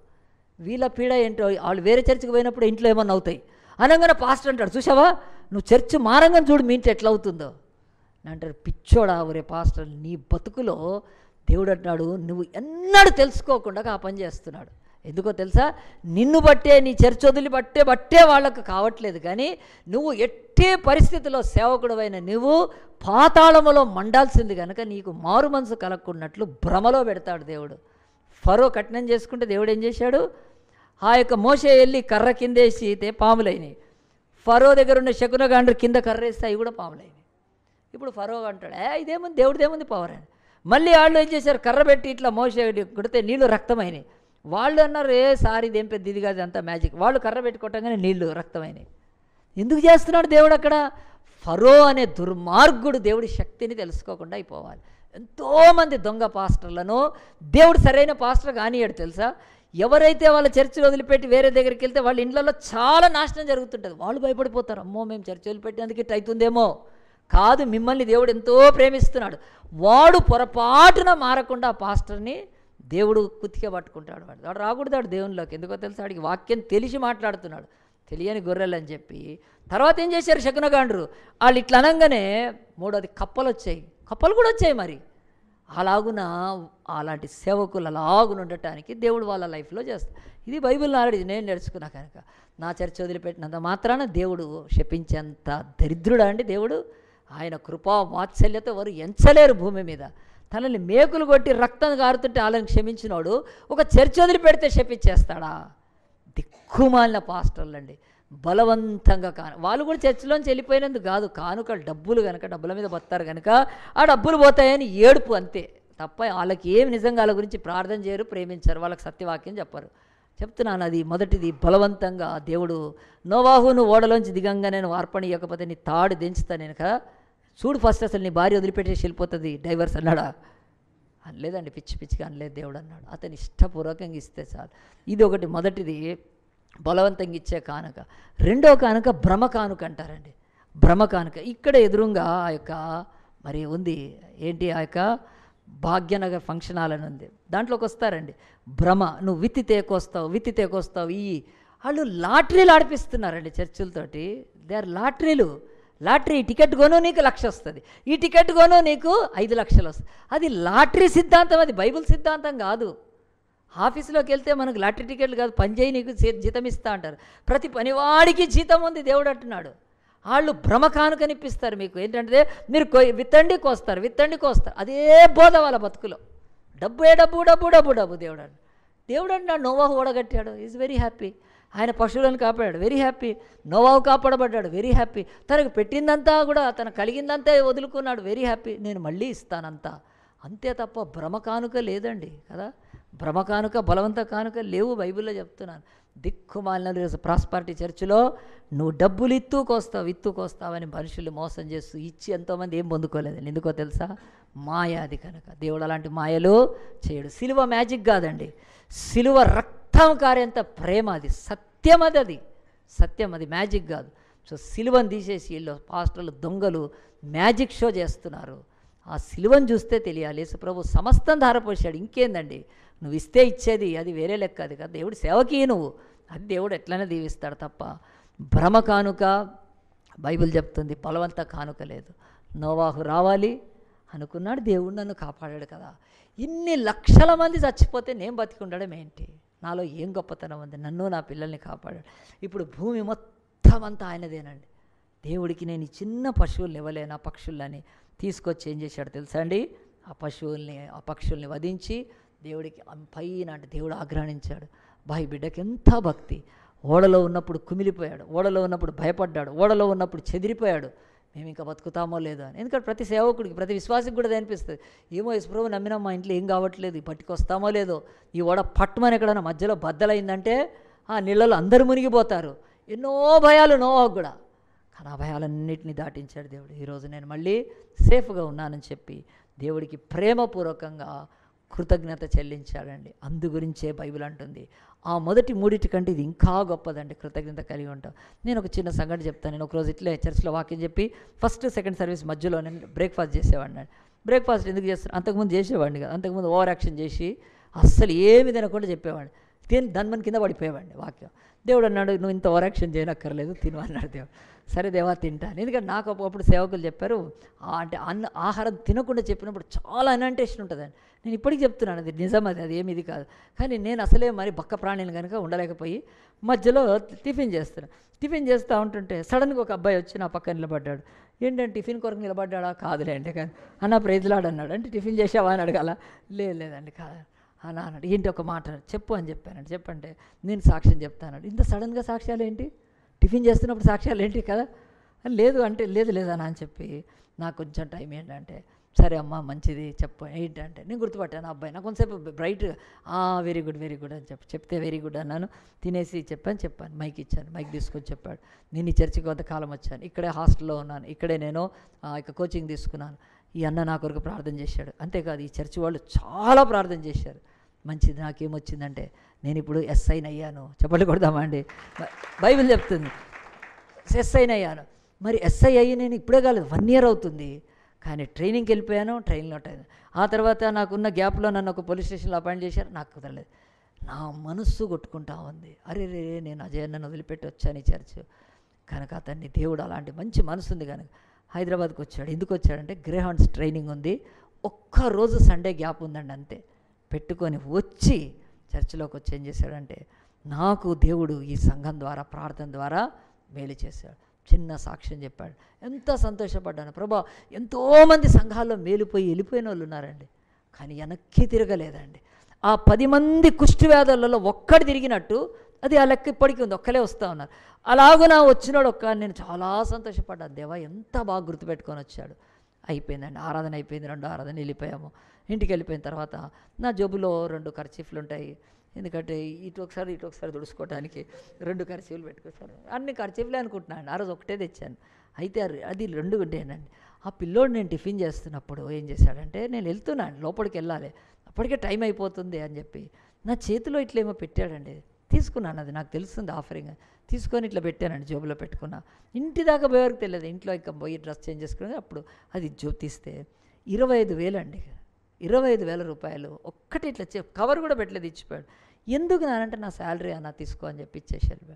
నాకు ఎంత అనిపించింది, ప్రభా నేను ఎంత చేసినా కానీ ఒక మనిషిలో కృతజ్ఞత ఉంటే అది ఎంత గొప్పది. నేను వెంటనే అబ్బాయికి మళ్ళీ ఫోన్ చేశా, రాజేష్ నువ్వు చాలా గొప్పడు అవుతావు, ఈ కృతజ్ఞత కాపాడుకో బతుకులో, ఈ కృతజ్ఞత కాపాడు. కృతజ్ఞత మించింది లేదు అసలు బైబిల్లో కనుక. కృతజ్ఞత కాపాడుకున్నాన్న చెప్పాడు. ఇప్పటికీ వాట్సాప్లో ఉన్నాడు, మంచిగా మోటార్ సైకిల్ మీద ఎస్ఐ ఫోటో పెట్టి తీసి పంపిస్తుంటాడు. నేను చెప్తున్నానండి, బ్రతుకులో మనిషికి కృతజ్ఞత ఉండాలి. దేవుడు అన్నాడు, పిలుపు గొప్పదా? మంచిదే, గొప్పదే. దేవుడు ఎంతమందిని పిలవట్లేదు, పిలుస్తున్నాడు. మరి సాక్ష్యం గొప్పదా? ఎంతోమందికి సాక్ష్యాలు ఉన్నాయి, చాలా గొప్పదే.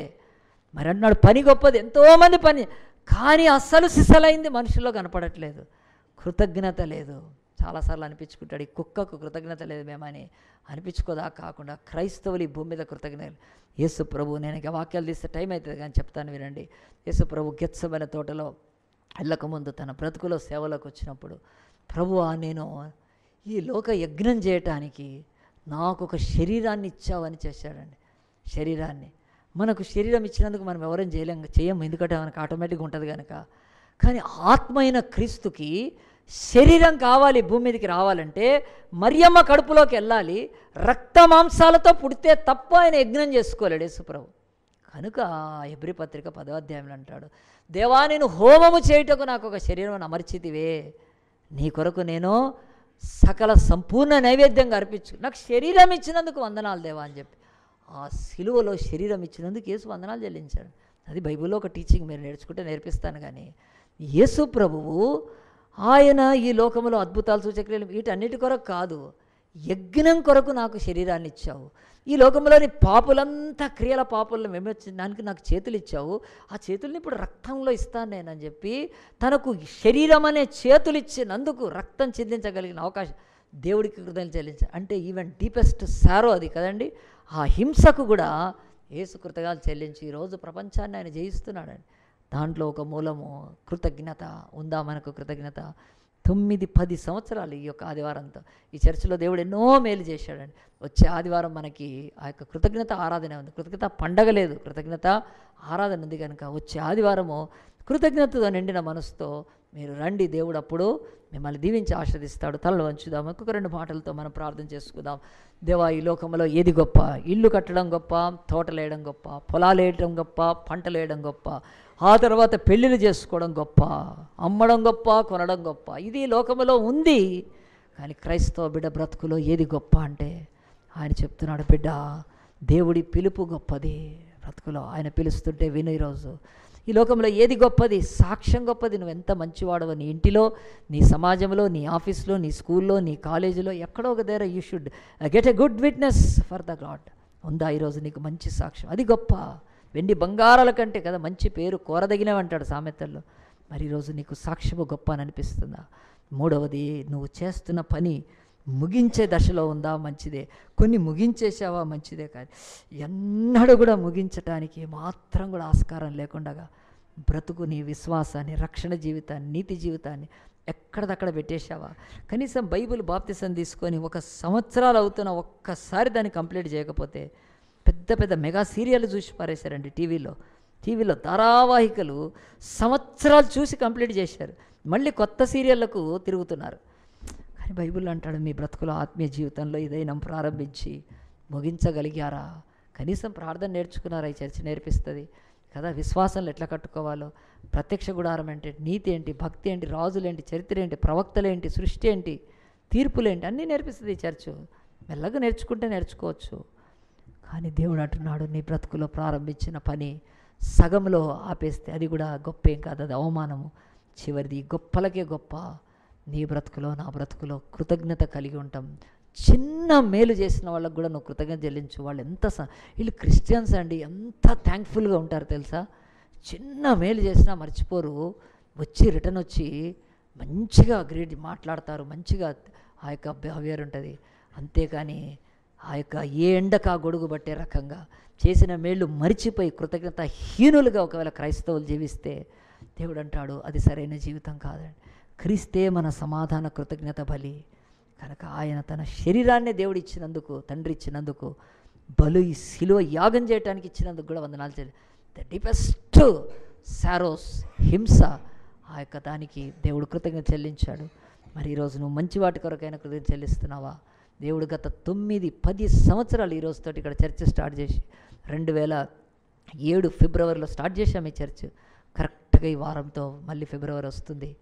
మరి దేవుడు చేసిన మేళ్లకు మంచి కృతజ్ఞతతో నువ్వు ఆ రోజు దేవుని సన్నిధికి వచ్చి విసుక్కోకుండా, మరి బలవంతం కాకుండా, దేవా మరి నన్ను నువ్వు ప్రేమించావు, నేను నీ సన్నిధిలో కనబడ్డమే సాక్ష్యం, ఇక నా కానుకలు అర్పణలు అవంతా సెకండరీ కనుక కృతజ్ఞత స్వభావం కలిగి జీవించాలి, ఇతరుల పట్ల కృతజ్ఞత కలిగి జీవించాలి.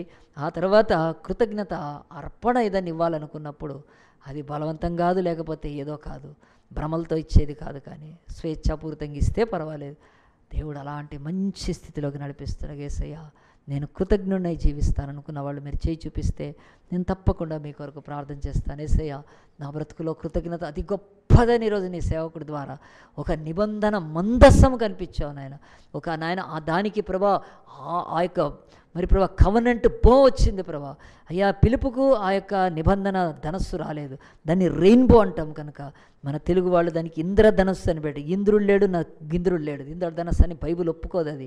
అది బో ఆఫ్ కవనెంట్, నిబంధన ధనస్సు కనుక ఆకాశంలో 7 రంగుల వర్ణంతో కూడిన ధనస్సు రెయిన్బో, అది బై థ్యాంక్స్ గివింగ్ వచ్చిందండి. ఇక భూమి ఉన్నంత వరకు నేను ఇలాంటి వర్షాన్ని వర్షింపజేయను. వెలకాలం కోతకాలం ఉంటాయి, శీతోష్ణ కాలాలు ఉంటాయి. భూమి నిలిచి ఉన్నంత వరకు నేను భూమి మీదకి జలప్రళయం రావించనని ఒక కృతజ్ఞత అర్పణ బలితో దేవుడు అంత పెద్ద నిబంధనను ఆ యొక్క నోవాహుకి ఇచ్చి ఈరోజు వరకు నెరవేరుస్తుంటే, నీ బ్రతుకులో ఎన్నున్న నిబంధన చూడాలంటే నీకు ఇలాంటి ఒక కృతజ్ఞత నీ బ్రతుకులో ఉంటే నీ బ్రతుకులో చూస్తావు. మన బ్రతుకుల్లో మరి ఆ నిబంధన ధనస్సును చూస్తున్నామా? 7 వర్ణాల ఆ యొక్క గొప్ప రంగులమయమైన దేవుని ధనస్సును చూస్తున్నామా? అంటే మనం కృతజ్ఞలమై ఉంటేనే చూడగలుగుతాం. లేకపోతే ఎవడు మేలు చేసినా వాడిని వదిలిపెట్టడం, ఎవరితో పని ఉందో వాడితో మంచిగా మాట్లాడడం, ఎవరి దగ్గర మనకు నడుస్తుందో వాళ్ళను ప్రేమించడం, ఇలాంటి బతుకు అది క్రైస్తవ బతుకు కాదు. వాళ్ళు మనకేమీ చేయనక్కర్లేదు, చేసిన వాళ్ళని గుర్తుపెట్టుకో. దేవుడు నీకు అనేకులను నీ పనులు చేసే వాళ్ళని దేవుడు తీసుకొని వస్తాడు. ఇంకెవరైనా ఉంటే దేవునికి స్తోత్రం, దేవునికి స్తోత్రం, దేవునికే స్తోత్రం. చేతులు దించి వేద్దాం, ప్రార్థన చేసుకుందాం. మహోన్నతుడా పరిశుద్ధుడై మధ్యాహ్న కాల వేళ ప్రభా, అయ్యా మాకు నా తండ్రి నాయన 10 సంవత్సరాల ఆరాధనలు ఈరోజు ముగిస్తున్నావు నాయన. నీకు ఎంతగా వందనాలు చెల్లిస్తున్నావు. ఈ 10 సంవత్సరాల్లో నీ దాసుడిని ప్రభా ఒక్క సండే కూడా సిక్కు కాకుండా నాయన, ఒక్క ఆదివారం బలహీన పడకుండా ప్రభా, ఈ 10 ఏండ్లు ప్రభా నాయన, ప్రతి సంవత్సరం 52 ఆదివారాలు కూడా ప్రభా నీవు ప్రభా గొప్ప కృపనిచ్చావు. అంతేకాదు ఈ చర్చిలో కూడా అనేక బిడ్డలకు నాయన నువ్వు ప్రేమించి ఎన్నో మేళ్ళు చేసావు కనుక నాయన మేమందరం కృతజ్ఞత చెల్లించే మనస్సును మాకు దయచేయండి.